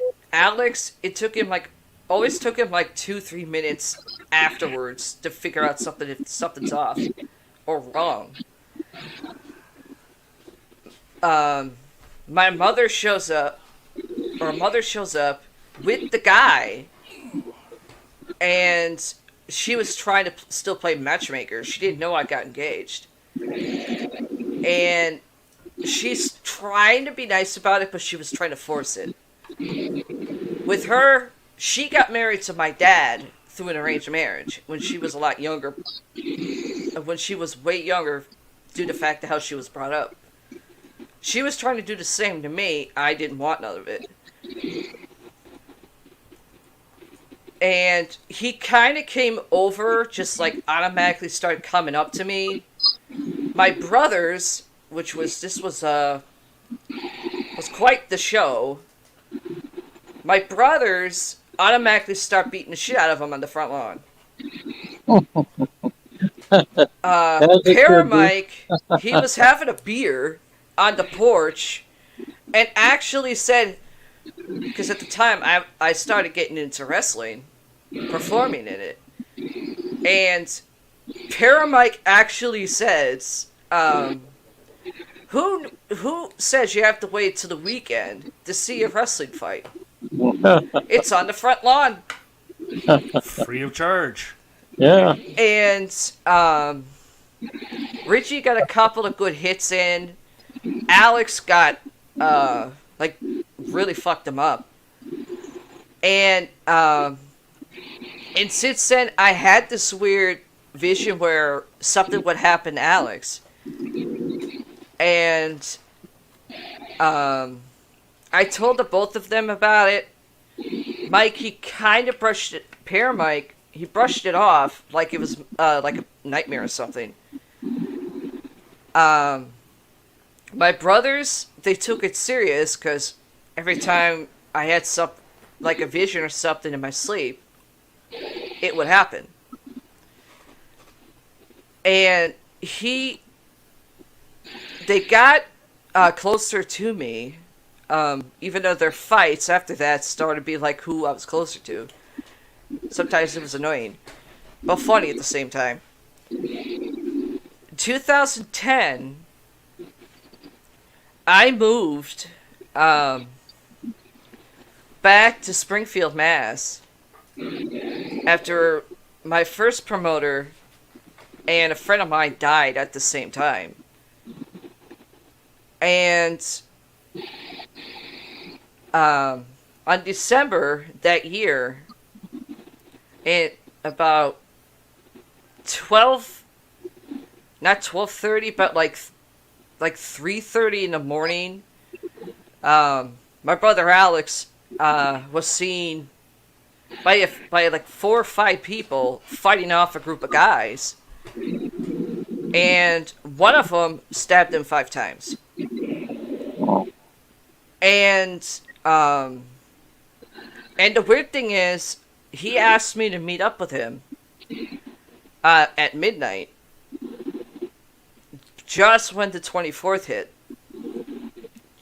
I said, yeah, no problem. I mean, I had that feeling like something was wrong. Bolted all the way down to the entertainment area, where he told me to meet him. I asked him more. I lost count after like 5 times of asking him to come to my house. He gave me basically, I don't know if you can see it. He gave me this that came with a silver black onyx with white diamond in the center with the necklace. a wad of cash. I didn't count it. And the weird thing, actually the weirdest, there were several different songs playing almost at the same time. You've heard of the group Evanescence, right? The Amy Lee. Yeah. Her song "Immortal" came on. Oh.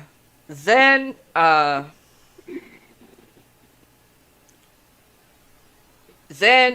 two of Phil Collins' songs came on.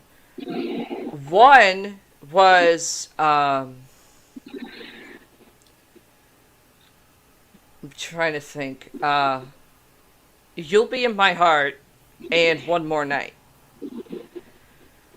Every time Paramike has music playing and it comes to those songs, he stops it because he knows that's how I get. I asked him after getting the necklace and the money to come to my house. He pulled me aside away from a group of people, took out what I knew was a ceremonial dagger that he was given by a friend of mine, and he cut my palm, then his, and held my hand for a couple of seconds. I go, "Alex, please come to my house." He goes, I'll be there about 8 in the morning. There's something I have to do." I get home about 2:45. I got home, I had a cigarette, and then I fell asleep. That takes me close to about an hour to fall asleep because of my meds. And I get woken up at 6 o'clock in the morning by a cousin of mine that was a cop. Woke me up by pounding on my door. I answer the door and he asks me, "What? Did you see Alex last night?" I said, "Yeah," for like about maybe a couple hours. He told me that at 3:30 he was seen getting into a fight and he was stabbed 5 times. Oh, wow. And he had just passed away at 5:30. I thought he was fucking with me.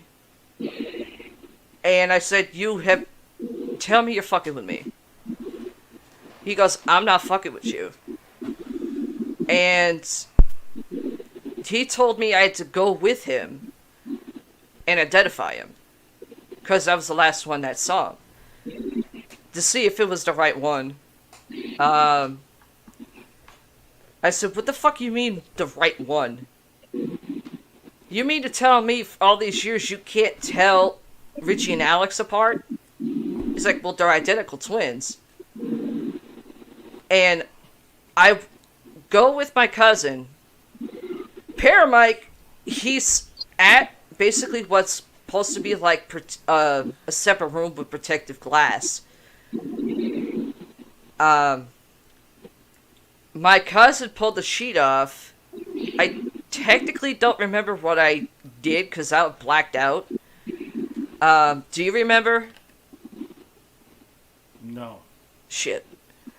I don't remember what happened, but my cousin was able to let me know, like, after, like, about 30 minutes, that I did what my brothers call the Banshee Shriek.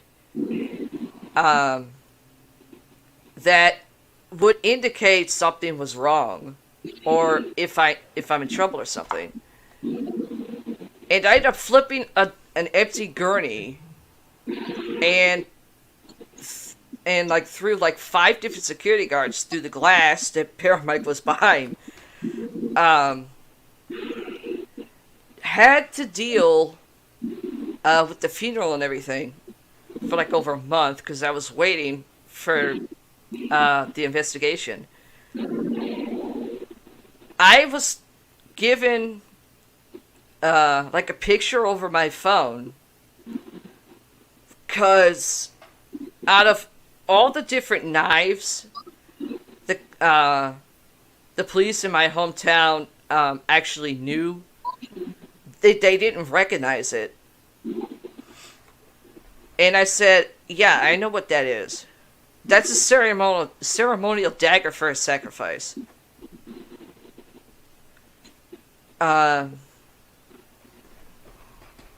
After I buried him, mentally, I was shot.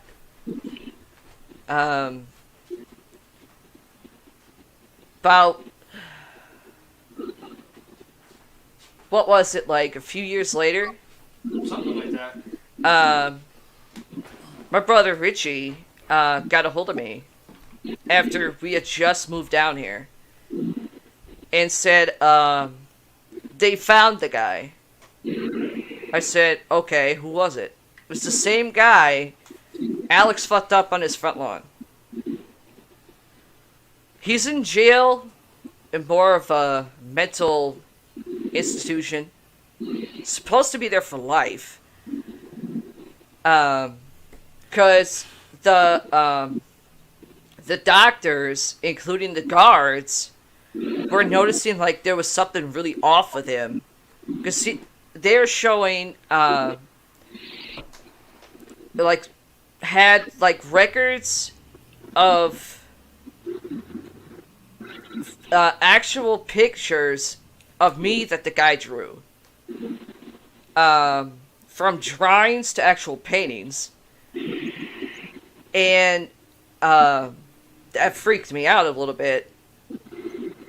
But I said, okay, tell me he's got the death penalty, because that's what I wanted. Instead, they gave him life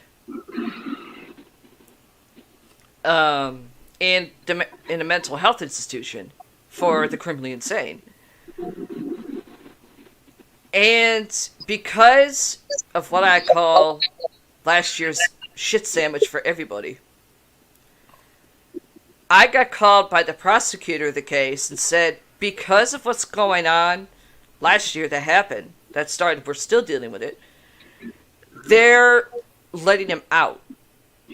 I said, excuse me, that son of a bitch should have gotten fucking death penalty, not life. He goes, well, there's really nothing we can do about it. I said, okay, when's he getting out? They go, to be honest, they're looking at either between my birthday this year and what I like to call shit days for the holidays. In between that line. I said, okay, I'll tell you one thing, he's probably going to want to come down here. He's like, well, no offense, but he's like a year older than your husband. I go, that doesn't stop him. And he goes, she goes, well, we could probably get a protection order against him. I go, that's not going to stop him. He comes down here due to the fact that I live in PA. And in between towns, there's called farms and open land. Pretty sure I can find a place to bury him, people will notice. She thought I was kidding. Paramike had to stop me from breaking my house phone by grabbing it. And I took off. Paramike probably doesn't remember it. Do you remember anything the prosecutor said to you? Nope. I got back home after about 4 hours. I came in. Normally, when I get set off that way and I go to throw things, especially the house phone, that's something me and my two brothers always did when we got that pissed. Break phones. Paramedic asked me what happened. He thought I was talking to my stepdad. I said, that's not it. It's, for once, it's not Doug. Okay, then what is it? I told him about the prosecutor from Alex's murder case. He's like, okay, I remember that. What's the conversation? They're letting the son of a bitch out in between this year and my birthday and the shit days that are the holidays, in between that timeline. He's like, they know how unstable this guy is. He'll come down here looking for you. I went, yeah, well, the prosecutor doesn't want me to do anything with my own hands. She wants to do it legally. Obviously, we see the legal system don't fucking work. And, then of course, as Paramike mentioned earlier, a couple days, about 4 days ago, we heard that loud bang. Yeah. 2 days later, basically 2 days after, my other brother Richie pops up. Wants to reconnect and to stay in our lives as much as possible. And I'm thinking he wants to ask the question, but I think he's probably trying to figure out how to say it. Because me and my brother Richie were diagnosed with bipolar. But mine is far worse than his. And he's just finding that out. Okay, dear. Any questions? Well, we can talk about his new book. Huh? We can talk about his new book, The Waves of Life. Well, actually, the new book is Things to Come.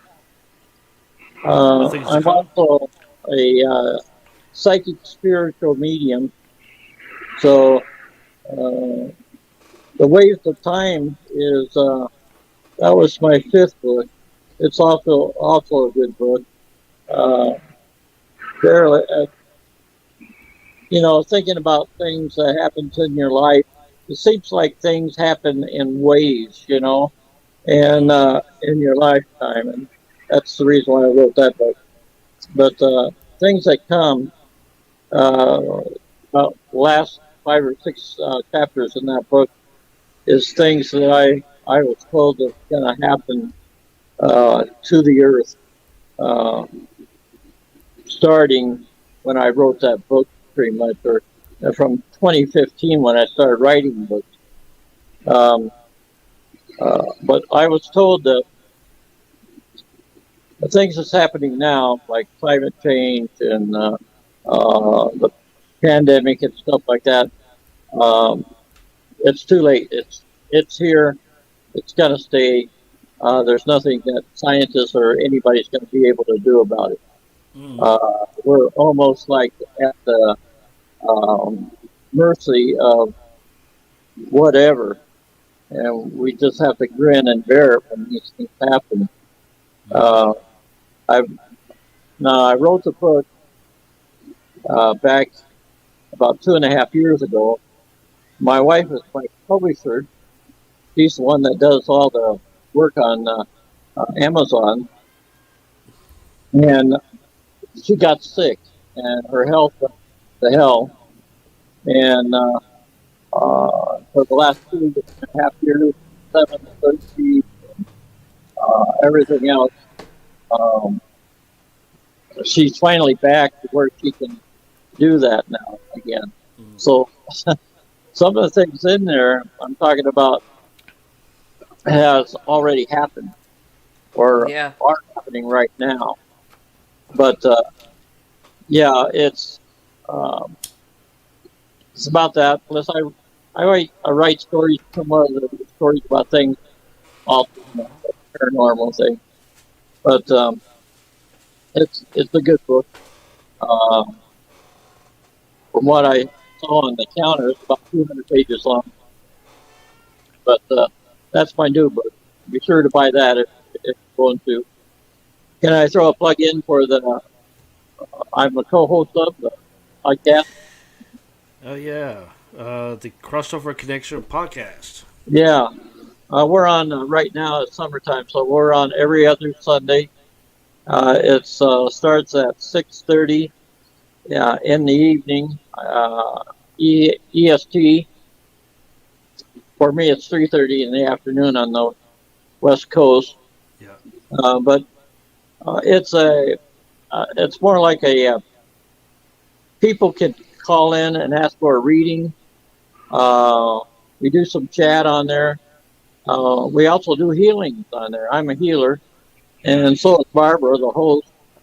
Uh, and we do healings on the show also. It's just got a little bit of everything in it. But anyway, it's a good show also. It goes for about an hour and a half on Sunday afternoon or evening. Anyway, thanks Or for the wherever question. you are in the world for the time, Huh? Yeah, or anywhere in the world that your time is different, that you could check this out. you know, when we first started that show out about 3 years ago or so, maybe a little bit longer, there was only like 30 listeners on there that we could see, you know. Uh, We're but trying to get more people to listen to us. What was yeah, that? What? all you have to I just do, heard music. It's not on this side. I just heard it not through my on this side headset. either. We don't have anything on here. I wanna You write know what that it down. sounded like for music? It was weird. It just sounded like music.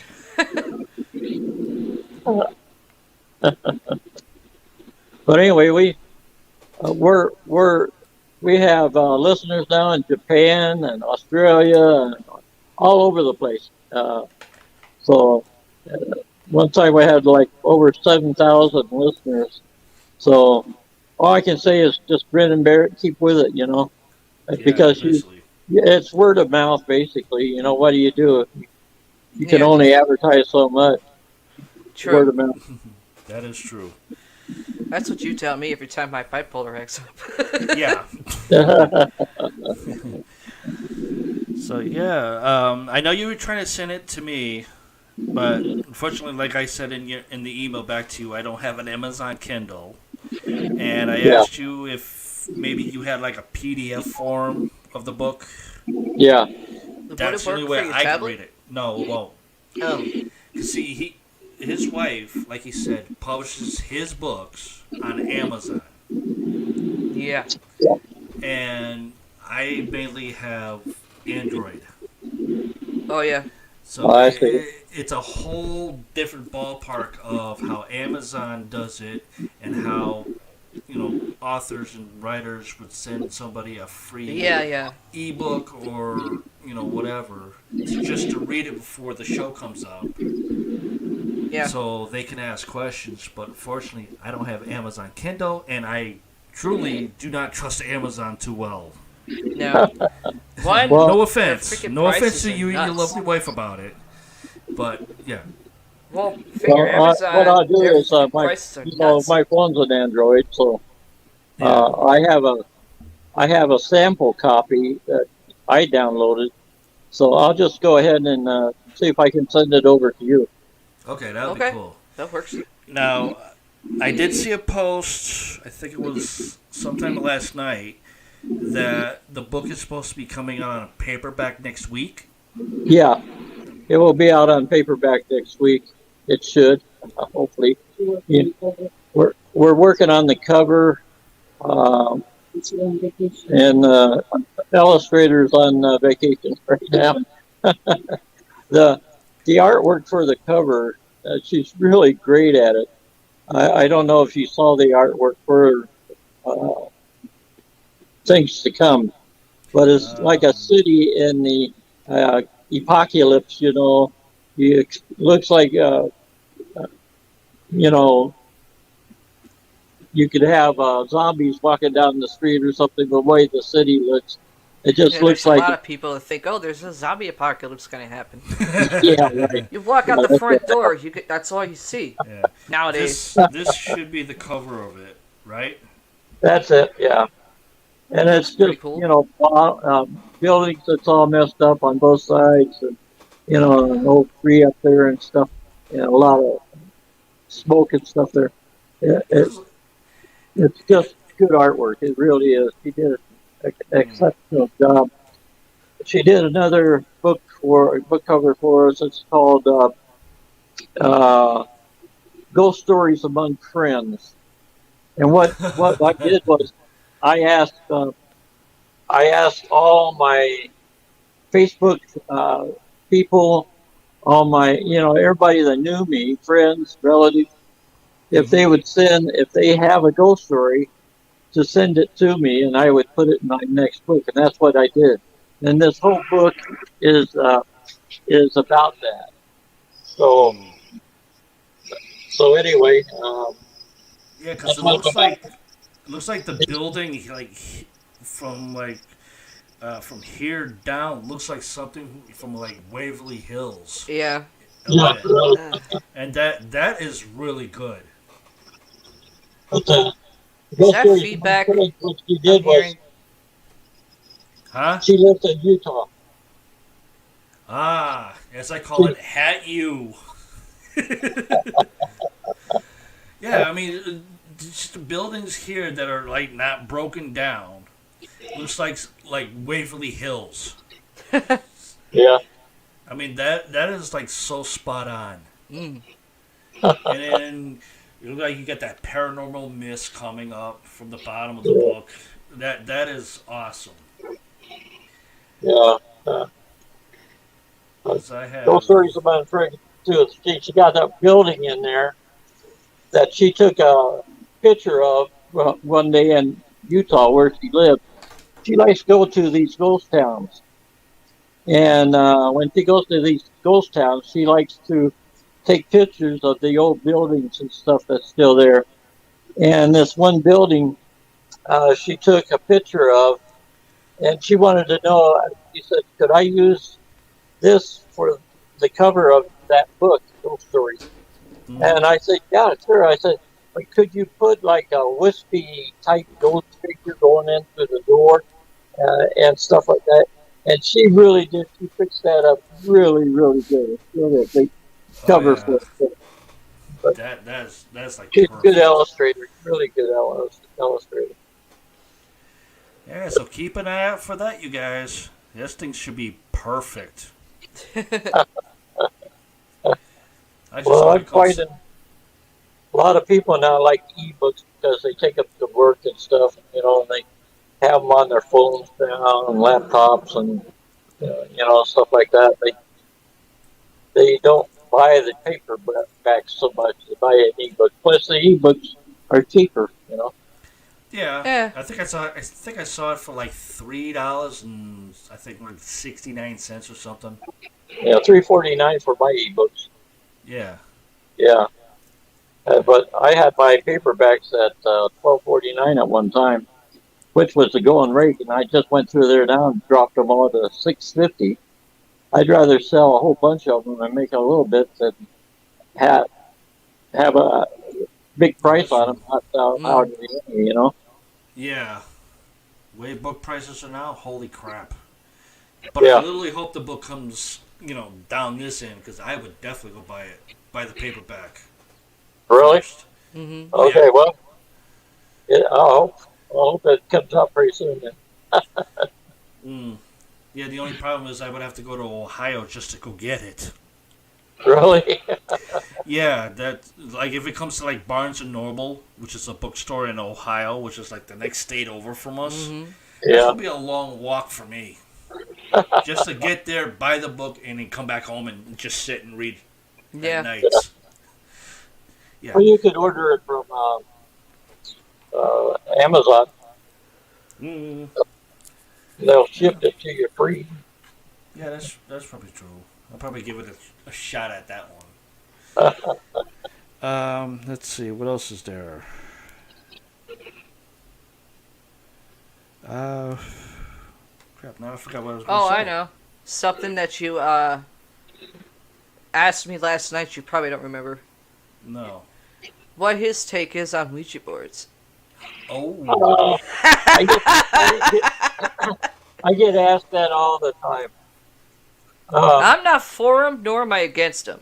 I don't think I've ever heard him talk about that, or anybody on a podcast show asked him that. Um, Well, when I was young and innocent, and I didn't know any better, well, my mother, I told you, she's like a gypsy. She bought my sister a Ouija board for her birthday. Yeah, back in those days, they sold them at toy stores, you know. yeah, I remember And, that Milton Bradley. yeah, Parker Brothers. yeah, I forgot about it that one was too. a Hasbro board did it game, too. you know. It was like Monopoly or something, you know. But anyway, she brought that up, and I'm going, whoa, you know.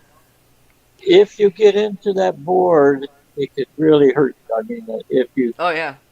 make that, I think a person with a personality that could be taken in quite easily by a spirit, Mm-hmm. uh, it would be bad for them. If your spirit's strong and you take it for fun, just, you know, it'd be all right. But uh, that board can really do some things to you. We really got into it. At first, you know, uh, my mother was the secretary. She would write down the letters as we called them out, you know. Well, Yeah. at first it was real slow, you know, A and D, you know, stuff like that. Towards the end there, we were going, no, no, no, no, no, no. And she was writing them up. She couldn't even put them in words or sentences or anything because we were calling out the letters. And that thing was just going around the board like this, like a crazy person, you know. And after it would quit, it go down to the corner and stop. Then we had to figure out what it was saying, knock it down into words and paragraphs and whatever. And um, that thing could really get to you. Uh, it told every one of us that we had past lives, which I don't believe in, by the way. It told me I was a drunken sailor and died at sea or something. I don't know. But anyway, that was so stupid. But anyway, one night we were sitting there playing it, and my sister's friend came to the front door and she knocked on it. All of a sudden, it stopped right in the middle of what it was doing and said, "Who's that?" Like that. And we said, "It's Beverly." Her name was Beverly. I said, "It's Beverly who lives down the street." And it said, "Get rid of her. I don't like her." Wow. I said, "Well, we're not going to get rid of her." I said, "I'd rather get rid of you." And it said, it actually told me, it said, "I'd see you in hell." And I said, "No, I'll see you in hell." And I took out my cigarette lighter and I stuck it to the corner of the board and burnt the corner of the board. And that thing went dead. You know, after that, it would never work for me for about 20, 25 years. Then all of a sudden, my sister dragged it out one night. We had a family get together. And she said, "You want to try this again, Alan?" I said, "Well, I don't know if I want to or not, but we can." It started working again. But one thing I learned about that board, if it knows anything true about you, it will use it to hurt you. Mm-hmm. Because my sister was married to this Vietnam vet. He had cancer, and he had cancer of the throat, and he hemorrhaged to death on Ooh. my sister's bathroom floor. And anyway, this was after his death. And we were sitting there playing this board. She said, "I know what to ask it." I said, "What's that?" And she said, ask it if it knows what my late husband called me." And so we did, you know. And it said, what is baby? That's what it was, baby. Smell that baby. You know, that brought her to tears. I almost broke her right there. And I realized then, if it can hurt somebody, that's what it's going to do. It's not here for goodness. And it does have some type of spirit or energy with it. And I think you have to be really careful on how you use the board because like I said, if you don't know anything that you ask it, if you don't know the answer to the question, it will lie to you. It will lie every time to you. But if you know the answer to the question, most of the time it will tell the truth. Just like my sister, she knew the answer. But at the same time, baby, that was the answer. And it broke her. It hurt her. That was the time to lie to her, really. But if you say, am I going to get a promotion this year? Well, if you don't know that, then the boy's going to lie to you. Oh, yeah, sure, you're going to get a promotion. And then it doesn't happen, you know. Mm-hmm. Wow. Or something would really happen, like you have a car accident and you're dead, you know. So you don't want to base your life on it. You just don't want to. Mm-hmm. That's what I got. Wait, how do you feel about Dear? it? You've had most than I have. I mean, I've seen shit with people that I know. I've tried it one time in my life. And I was just in my early 20s. And about a week later, I had a seizure attack that was very, very violent and put me in a hospital for about 3 months. I said no more. Because my friend was a Jehovah's Witness, and I didn't know it at first, but my friend ended up doing something wrong with the board, and I ended up getting attacked by it, and now I have epilepsy seizures from it for the rest of my life, and I said, that's it. Do not bring that board near me. I don't want to see another Ouija board anywhere. Yeah. Just keep it away from me. Now I watch Ghost Adventures, and once in a great while I'll see Zach using it. Jay and Zach using it. Yeah, but Jay is more guarded. He won't let him do it by himself. Yeah. That other gentleman there that's been on the show twice.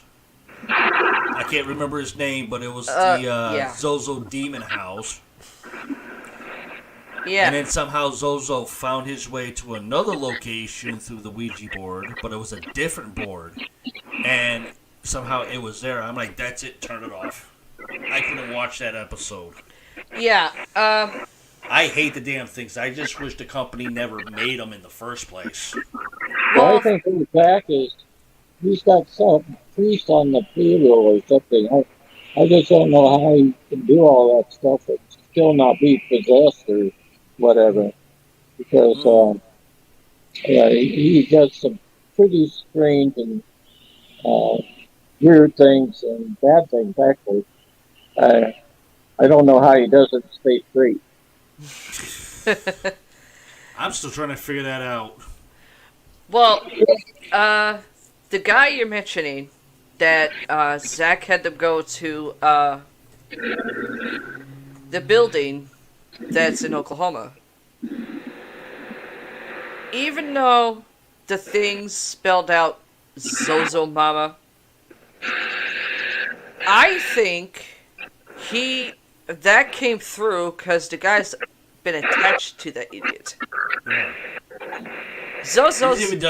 What Zozo does, if from what I understood, I had to deal with it for high school.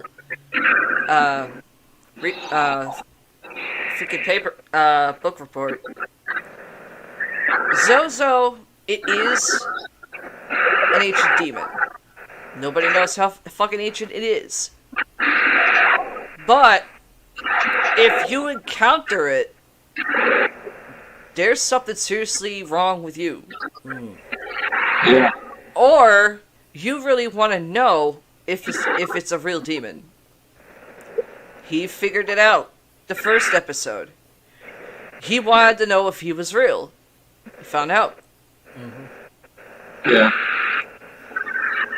Um, with me, I wasn't for him, nor am I against him. It's normally the person, well, usually the energy that the person has that's using it. Um, as an example, my first husband, um, he decided um, that him, his sister that I still can't stand to this day, and a bunch of his friends were in my kitchen one night,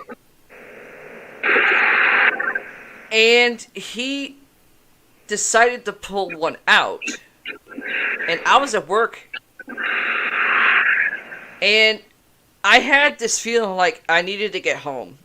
And I told my boss, I was working for what are now called alternative bars for the LGBTQ and straights. I got home, and before he asked the question to the board, I heard it with my, what I call my inner ear. Will my wife be pissed for me using it? And my son, my first son, was like 2.5 at the time. And I kicked my front door open and said, "You want to find out?" His sister and his friends, they looked at me, they freaked out, and they ran. My first husband, thinking it was just for ha-has, I walked up to it because I was trying to protect my son, who was a 2.5-year-old and wouldn't know what the hell that shit was. I grabbed the Ouija board, and the damn thing burned me. I've heard him I do that. needed, huh? I heard about doing that. Mm-hmm. Cold. I needed to have ice on my hand for over a week. But the burn wasn't like it was hot, it was ice cold. It was ice cold, but it looked like it was a burn mark that you would get from a fire. And I don't remember what happened, because apparently I blacked out. I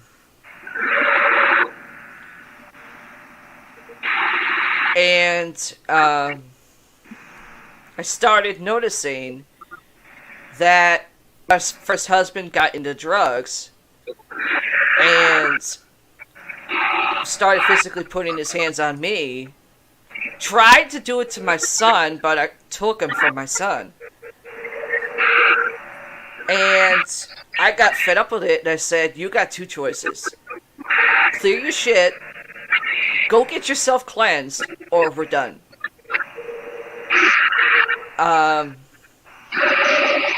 He walked out my front door. I went, "Well, at least I don't have to kick him out."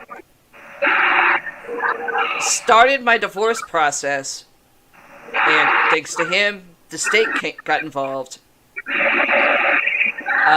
Mainly on him, but not me. The social worker had to be at the house, at my first house, apartment, for him to have his visitation rights. He showed up, eyes bloodshot red, where he had no color, just red.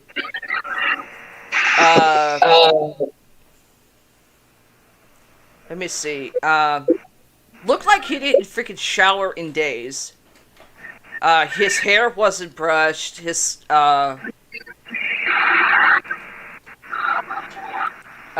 was loaded.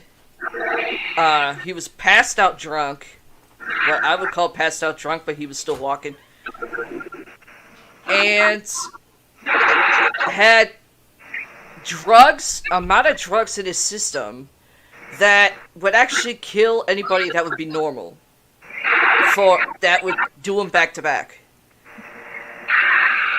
And I ended up telling the social worker to take my son and go out the back door to my now second husband. He was friends with me at the time, to call the cops.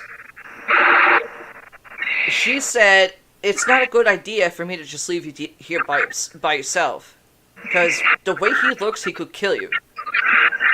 And I had a baseball bat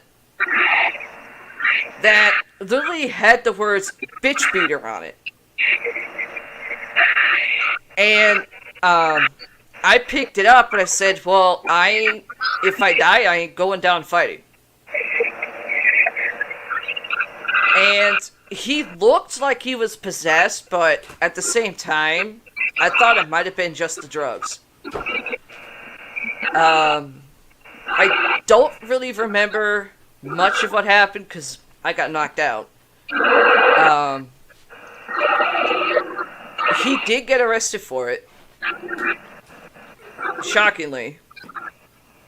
The cops actually got off their dead asses and actually caught him. I woke up in the hospital 6 hours later. My left collarbone was broken. My left wrist was shattered. I had to get screws put into my wrist. My left ankle was fractured. My ribs were fractured. I had what they say, like a crushed skull. Just about. Slight scrushed. And my right wrist was broken. Not by him, but the way it was bruised. That I had punched him with one good time, and it broke my hand. And I found out after hearing all this that my now ex-husband had done something sexually to me. Because I found out that, one, I was assaulted, I was raped, and actually pregnant with his kid. I went, oh, fucking wonderful.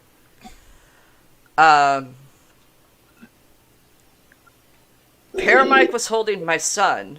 My brothers went completely nuts.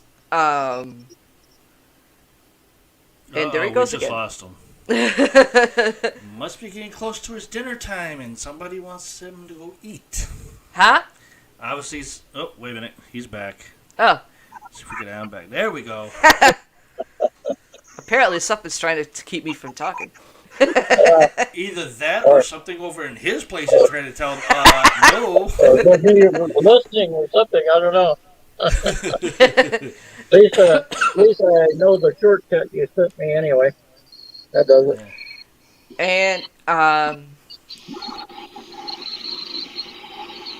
I fully divorced him.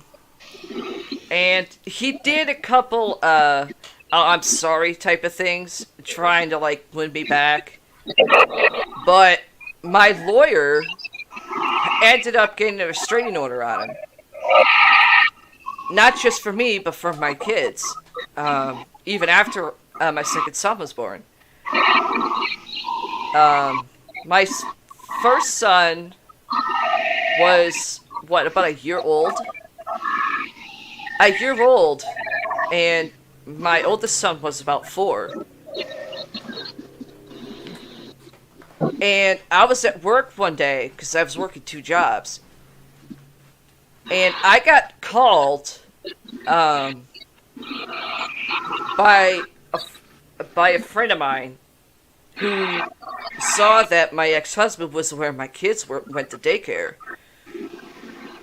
And I said, so I called the daycare center. I said, he's not allowed near my kids. Period. And they said, okay, that's not a problem. He comes in and tries to take the kids, we'll stop him. After I got off the phone, I'm working, trying to get some paperwork done. I was a bookkeeper for a hotel, so I'm busy trying to get my work done. And I had that, feeling like something was really wrong. I told my boss, he wasn't an empath, but he was a bit sensitive, in a way, and said, he goes, go take care of your kids. I ran from the hotel to my kids' daycare, and I'm in heels. Paramike sees me running, and I don't normally run in heels. She never wears heels. And unless they're boots and they have big fucking size heel on them. Not the thin, but the fat chunk heels. I get to the daycare center. The social worker I had for my kids to keep my ex-husband away from my kids, as well as me, was there cussing out the staff. I run up, and she tells me they allowed your ex-husband to take the kids. I don't remember what I did, but shockingly, Paramike actually remembered this, just last night. For some odd reason, he remembered it. That, there goes, fucking sound almost went out. And too. You remembered last night, shockingly, that it looked like I blacked out and went completely nuts on the staff. I found out that one of my oldest son, had a bruise on his arm. I found out he broke his arm. I'm in the courthouse, and my ex-husband, arrested again, was drug tested at the courthouse, and he had not just weed in him, he had crack cocaine in him, angel dust, purple haze? Yep. And GHB in his blood, in his blood. And I went, okay, the other drugs I know about, the GHB is a date rape drug. Is he trying to fucking rape himself or something? And the judge ruled in my favor in a way, and said they were setting me up at a shelter because I ended up losing everything all in about 12 hours. And I still had my rights to my kids. Like, I could see them anytime I wanted. I could spoil them if I wanted to. And a year later, I'm about back in the courtroom. I don't know if you could see this. I was this close getting my kids and being able to leave the state. Because that was worked out with me and my caseworker prior. And what I didn't count on was my ex-husband being at the same courthouse, but him and his parents were getting kicked out of another apartment.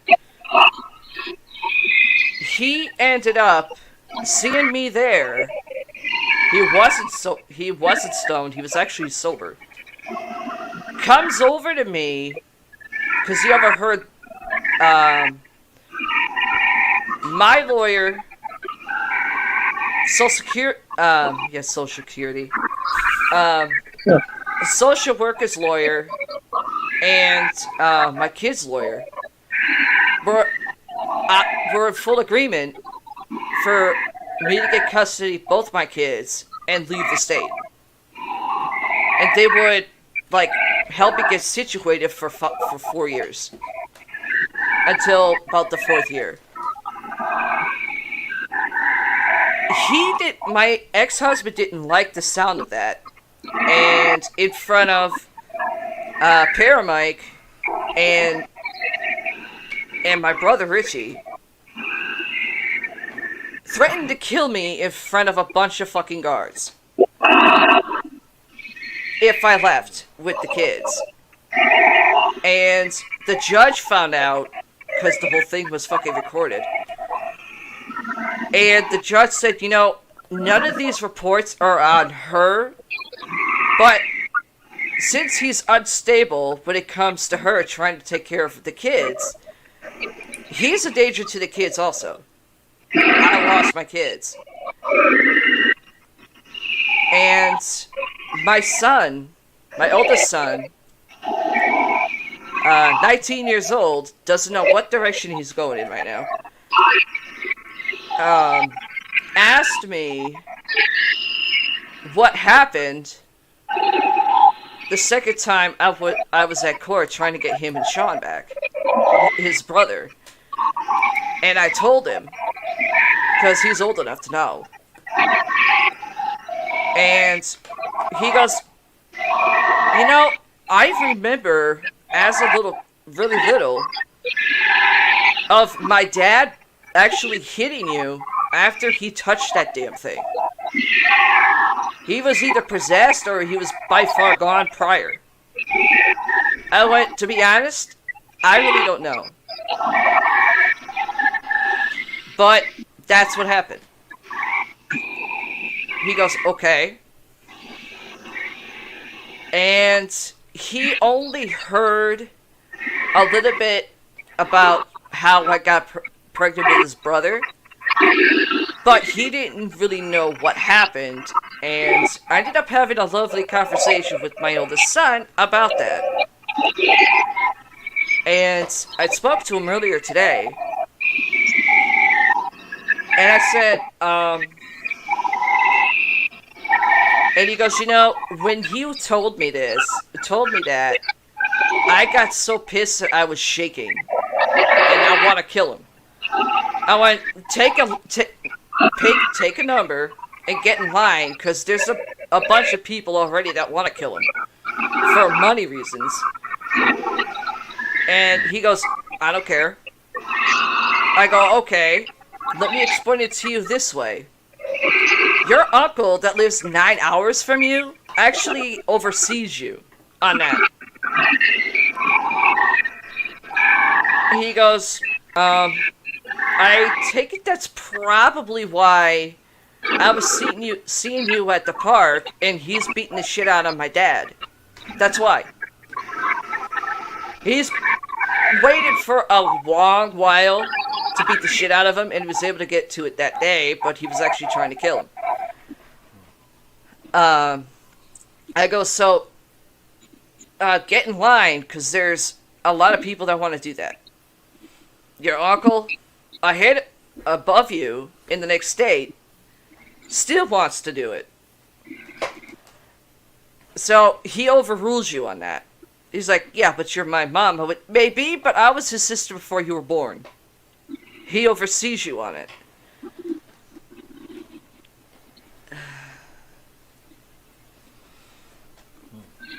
But my theory on Ouija boards, I believe it's basically like the intent, or something. Like if you want to talk to a past relative, is one thing.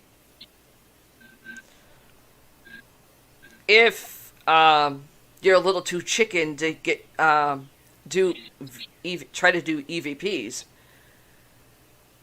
The other thing I'm against with them is, even though you think you're talking to a relative, you really don't know what you're talking to.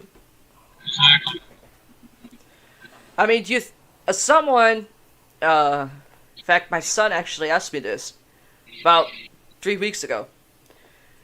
He goes, I know you're not really against or for Ouija boards, but what if I tried using one to talk to Uncle Alex? Here's this question that I want you to think about. You use one. What makes you think you're actually going to be talking to him and not something else? You're using what's called a spirit board, which have been fucking around for centuries. Yeah. You don't know what you're talking to because you're not looking at it.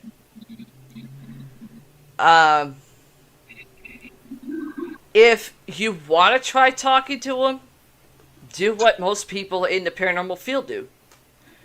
Go to Walmart or any store that has electronics and get a voice recorder, or what is it called? Digital voice recorder. Taker. Huh? Digital voice taker. Or I go, digital... get one of those devices and see what you can find, what you hear. And that's really the safest way for you to try to do that. Mm-hmm. Using a Ouija board, due to the fact, what happened with me and your father, I would probably warn you against using it. Whatever might have attached to him, he probably enjoys it. If, even though your intent of talking to your second uncle's reasonable, I would not advise it. You don't know what you're talking to on the other end.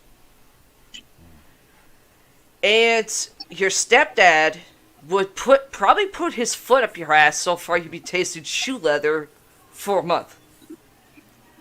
And so would your Uncle Richie. He's like, is that possible? Do you want to find out? And he goes, not sure on my stepdad, but Uncle Richie, on the other hand, he scares the shit out of me. Scares the hell out of me. I go, that's actually a good thing. They kept you on freaking balance because he's been keeping watch over you for years. Yep. He knows the people that has Sean. That's how he finds out. And he goes, well, what about your stepdad, his step-grandfather, the one I got raised by for a couple of years, adopted. I turned around, I said, sweetheart, your step-grandfather, is so old-fashioned, he wouldn't know if a ghost was in front of him unless it slapped him in the face. And it was right in front of him. And I was trying to joke with him, with my son, because he has some ability to himself, but he doesn't really know or understand what's actually of light and what's of dark. And he's mentioned to me that him and his step-grandfather have been fighting for over about almost 2 years. I said, due to the fact that he's one of those skeptics, he probably wouldn't know that he may have an attachment. That's how freaking stubborn the guy is. And due to the fact you live with him, just do what you need to do. Instead, he argues, which is a trait he gets from his Uncle Richie.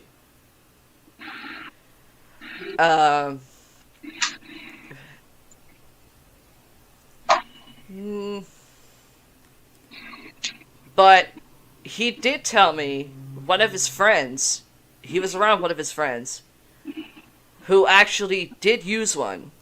He didn't touch it. But for some odd reason, instead of his friend, he was at a neighbor's house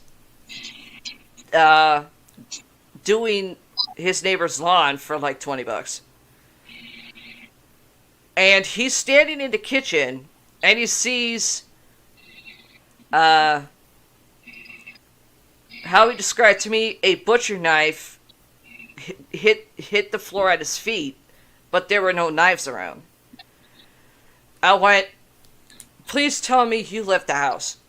He's like, yeah. I go, did you say anything to your step-grandfather? No. He wouldn't believe me anyway. I said, obviously, you're getting some of your abilities a little bit late, but since you didn't try to touch it or confront it, you actually did something that was smart. You left it. I don't know what that is, but that is somewhat of a warning.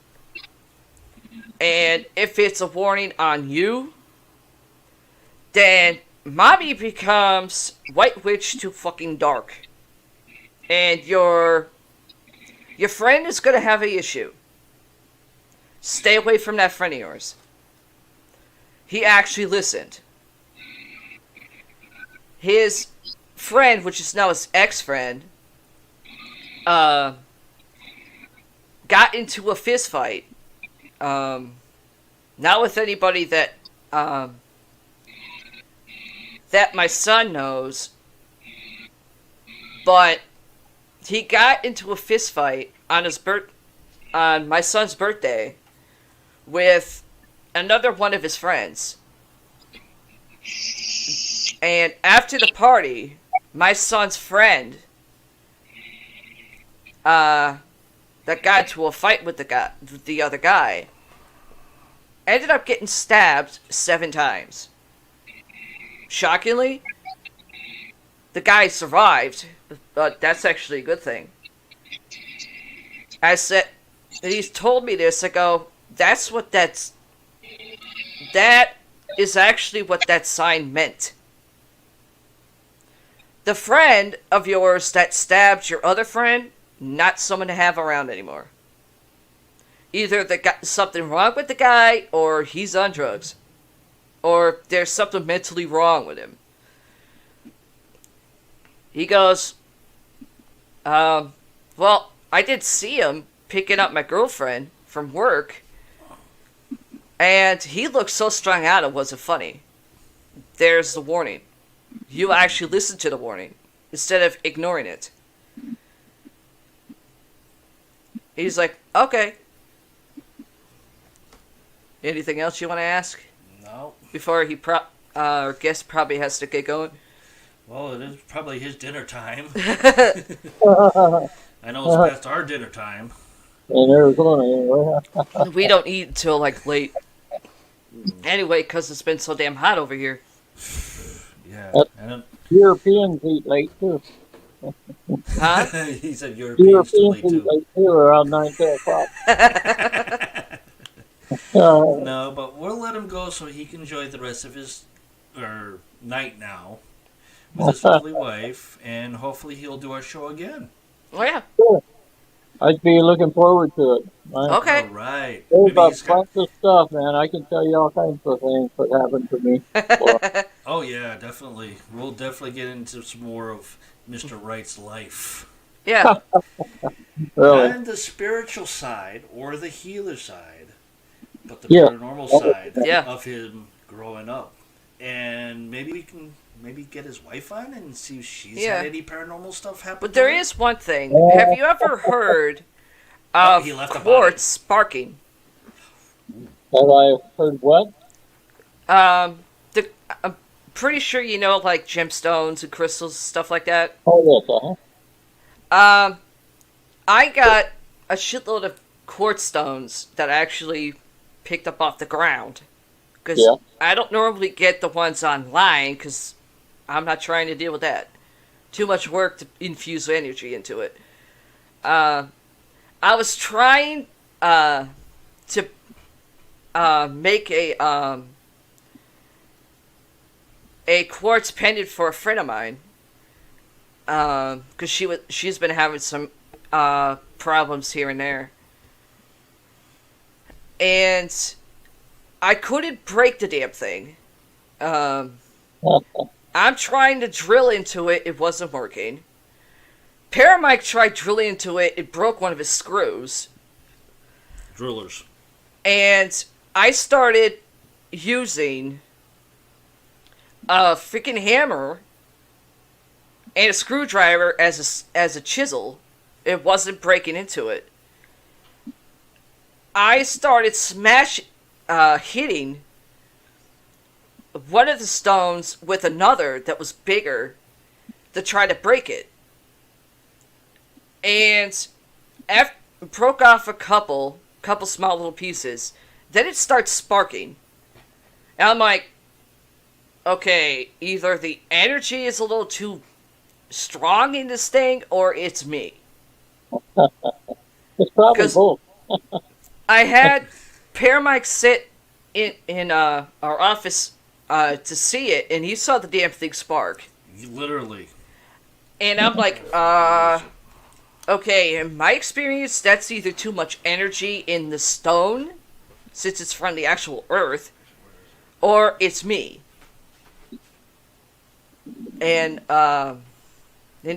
he did say that lately my bipolar anxiety side has been kicking in a little bit, Yeah. and he said it could be your energy. You may have to try to zen or try to center yourself again. This was the one that, right? Huh? This was the one that came off? Yeah. This is the one that sparked. Oh, all right. The only crystal I ever use is quartz. Yeah. That's straight from Mother Earth. You know, Huh? I said, that's straight from Mother Earth. Yeah. The ones online, it takes like a week to fuse energy into it after you get them. there's a town here in Arizona. It's called Quartzsite, and Oh yeah, that's right. Arizona has like quartz mines. Yeah. yeah, that's named that way because there's quartz there. Yeah. I went up there and it was laying on the ground way back when I was a kid. Now they have those. They have those. What do you call them? Where they go and yeah, they set up the tables and stuff, and they sell. But yeah, vendors and everything. It's a whole big. It's like a whole city out there in the desert. And you go out there now, try to look for quartz. I don't think you find too many. But as a kid, I went back there with a friend of mine when we went to see some friends up there in Forsyth, and you could pick the stuff up off the ground, nice crystals. You could see through it. It was almost like glass. But yeah, that's good stuff. Crystals. I got a couple of them here. Yeah. I had to contact a friend of mine who lives in the UK. And told her about the stone. And she goes, I think you forgot that quartz is one of the hardest freaking stones to cut into.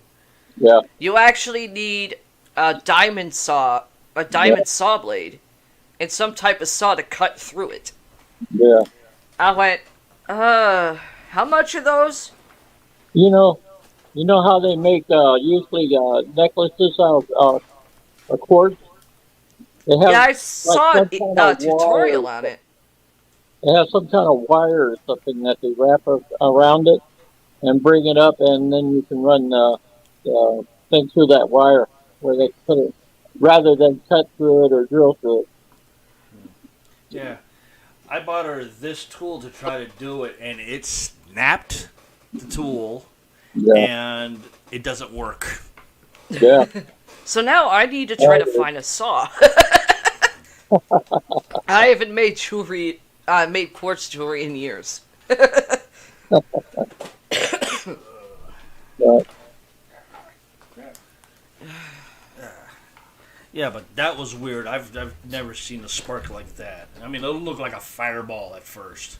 Yeah. When it sparked, I was like, holy crap, she's going to burn my desk. Now it's a work there. Thank God it didn't burn my desk. My ghetto desk, I should say. All right, we're going to let you go so you can go have dinner, and I need to go have dinner. Yeah. And hopefully he'll be back on our show whenever he has time. Yeah. He has our email address. Yeah. And everything. And he can say, hey, I have this day off. Let's do a podcast show. I got some new stuff for you. Yeah. Okay. And due to the fact that we've had a lot of comments on here, and I want to say thank you to Gloria for going back into the live show as we're still live, going back and giving me timestamps Yeah. of the sounds she heard. And she's like, yeah, it was really loud. Yeah. I bet Yeah. it was.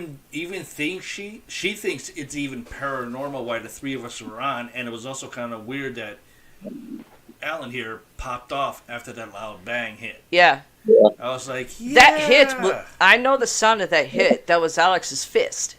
That was Something, I don't know if he's getting overprotective. Shocking. Either it's overprotective or something he doesn't like. I don't know. I'm going to be busy later. All right. Good night, Alan. Enjoy Bye, your Alan. time in Arizona with the triple-digit heats. Yeah, really, for sure. You guys take care. You too. You too. Bye-bye. Okay. Bye. Bye-bye. There we go. Wow, that was really cool. Our very first guest, and this guy was cool, and the questions I had for him, he my mind away. I'm going to check on my phone. Okay.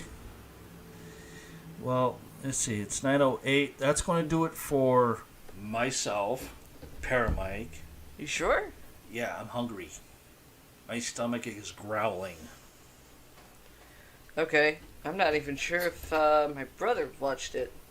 Well, hey, Richie, if you watch this after work, leave a comment below if you're watching on YouTube, Facebook, or Twitter. Leave a comment so we know. In case you want to see my eyes, bro. Yeah. And For some reason, last night he asked me to let him see my eyes. What, you want, a close-up picture? And yes, I know her hair needs a touch-up. Don't worry. It will happen probably by the next podcast show that comes up. Here's my eyes without my glasses. Yeah. Here's now with mine on. Yeah.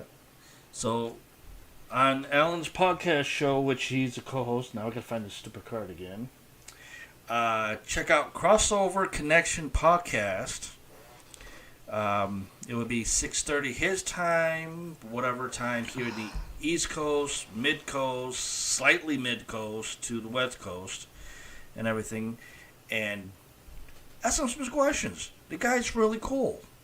Yeah, he is. And also, don't forget to get his book, Things to Come, which is coming out next week on paperback, and you can find it on Amazon.com and everything. If you want a spiritual stuff from him or a healing from him and his host of the show, call in, get yourself one, and let us know about it. What about people who have paranormal experiences? Ooh. They can email it, of course. Yes, you can email your paranormal stories to us and everything, and it would be awesome, and we'll read them on the air. Just put it in the subject. Para stories. Huh? Para stories.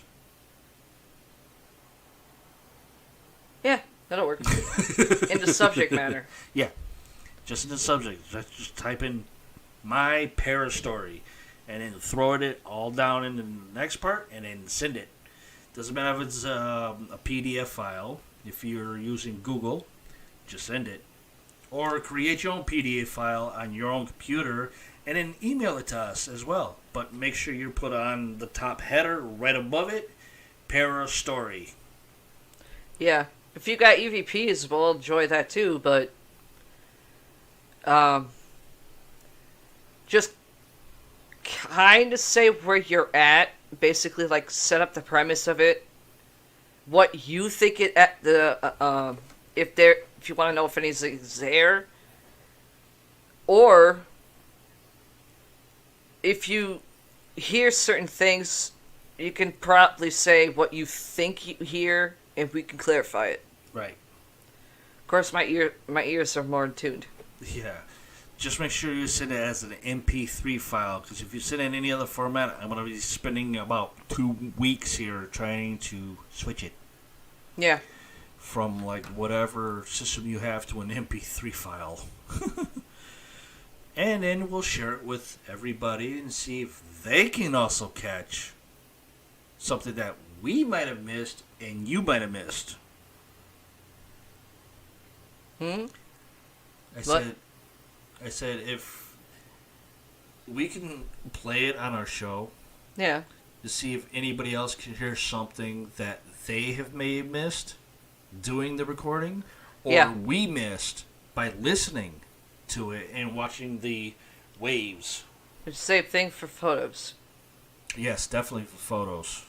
However, with if you send any photos, explain who's doing the photo and what they're using to take it or took it, and explain who's with you or people are in it. Mm-hmm. Because Dave Schrader, he's mentioned his on his show a couple of times. When people send him pictures to see what he sees, and he sees something that's actually not paranormal but common sense, and a couple of people gotten pissed at him. Yeah. And he calls it out, going, "This is not what I'm seeing. You're not painting the full picture here. Right. You're only saying, here's about 3/3 of a puzzle. You figure out the rest of it." Right. With missing pieces. Yeah. Try to put like a red circle on the photo before you send to us, so we know where to look. Yeah. And make sure you also include the video of it with timestamp. So we can look at the video and the photo at the same time to see if it matches. Yeah. And if it doesn't matches, we will debunk it. Not to be offensive, but that's how paranormal people like us do. We listen to it, we'll watch it, we'll match up the photo to the video. Yeah. If there's something there that you can't circle in a video like you can do on a photo, we'll try to match it up, and then we'll say, okay, the photo matches, or this photo with this red circle doesn't match or the there's video. something else, other things in there. Yeah. Just make sure you timestamp both of them. Just like we had Gloria timestamp that bang which I have here, and then I timestamped something else that it sounded like music, but I'm not 100% sure. Yeah. So I will download the video from Facebook, which I can do, because it's the full thing. Listen to the whole thing, and then see exactly what it was. Yeah. And then I'll put it up on our website. People who know how to get a hold of Jeff Belanger, give him our show name, and hopefully you guys can give us an email for the guy. Because I've seen one email, Paramike's seen another email. We don't know which is which. Yeah. Not to even Zach Bagans. I want him on here. Well, shoot, let's have all the guys on here. Huh? Let's have all of them on here. Hell yeah. Zach Bagans. Yeah, good luck getting them on Billy, at the same time. Tully. Yeah. Zach, Aaron, Billy, and Jay. All on here. And then somehow... Not to mention Dave Schrader and Tim Dennis. Yeah. Or as Dave called them, Sharkafoot. And Chris Jericho, too. Mm. Since he is a believer in the paranormal. Yeah. All right. Good night, everybody. Oh, remember? Uh-oh. How I told you yesterday about what my therapist said possible anxiety attack on my bipolar? Oh, yes. I told Richie about it. My brother. Yes. And from what he sensed, he thinks something's trying to fuck with me. And it already got him on defense. I wonder if anybody with bipolar... Huh? I said, I wonder if anybody with bipolar...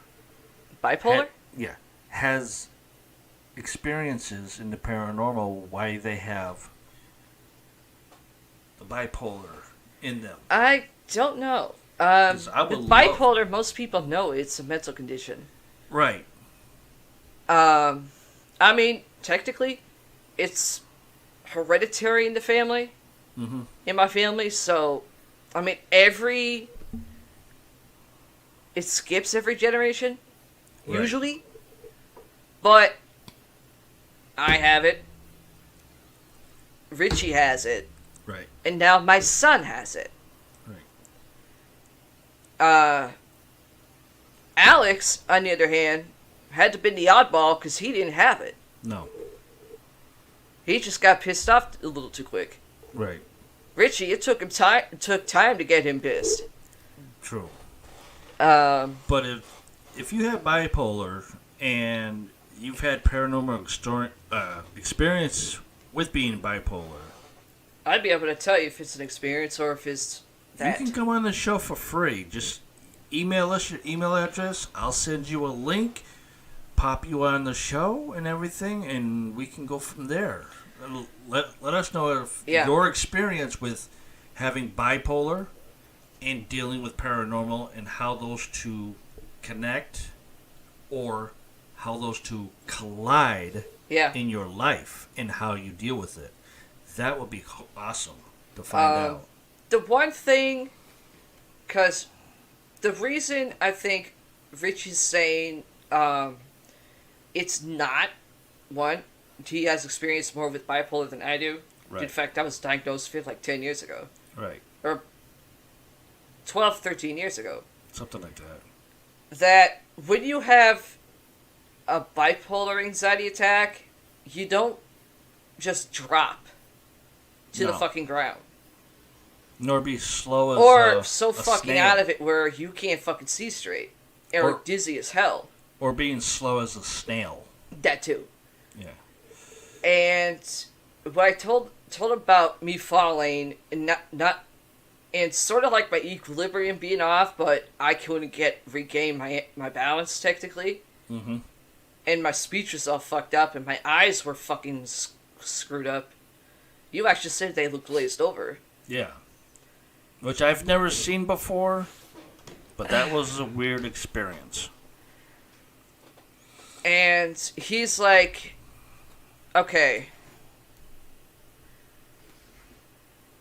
sounds like something's trying to fuck with you, whether it's spirit world or someone else is trying to, that's still breathing, is trying to fuck with me in that way. He goes, normally, with you, you're like the strongest person that's hard to break through. Yeah.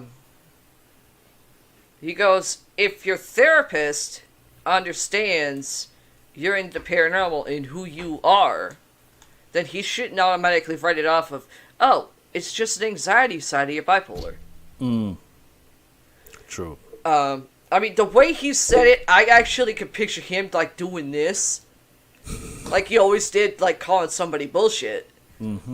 As a way of saying, like, the bitch slap the fucker. You do too, bro. Sorry, you're on your own on that one. He agrees. He even knows that. I know him too well. Yeah, but he may send me a message privately through Facebook and saying, why didn't you stand up for me? Sorry, you're on your own. He's not going to say that because he agrees with me constantly. Bullshit. Well, a couple of times he Bullshit. has agreed with you. Yes. And I actually could say this because you'll probably see this later. As many times as me and Richie would get into wrestling fights, I would mostly win. Because he let you. Now, Yes. at the time, he didn't have that much fucking energy. Physically. At the time, when he was a fucking teenager, I always won. When he was fucking 21, a little bit stronger, but I could still beat him. Yeah. Lower East Side of Hell, in Alex's basement, we're having that fucking party. That is one time he did beat me, but I let him. All right. You damn straight, bro. You can try to debate that if you want. I let you win. Don't send it to my phone. Send it to her email. I already know what he's gonna do, and he's gonna get that freaking grin like he always does. Yeah. Going, okay, really? All right. We're saying good Love night, you, bro. guys. Good night. Thank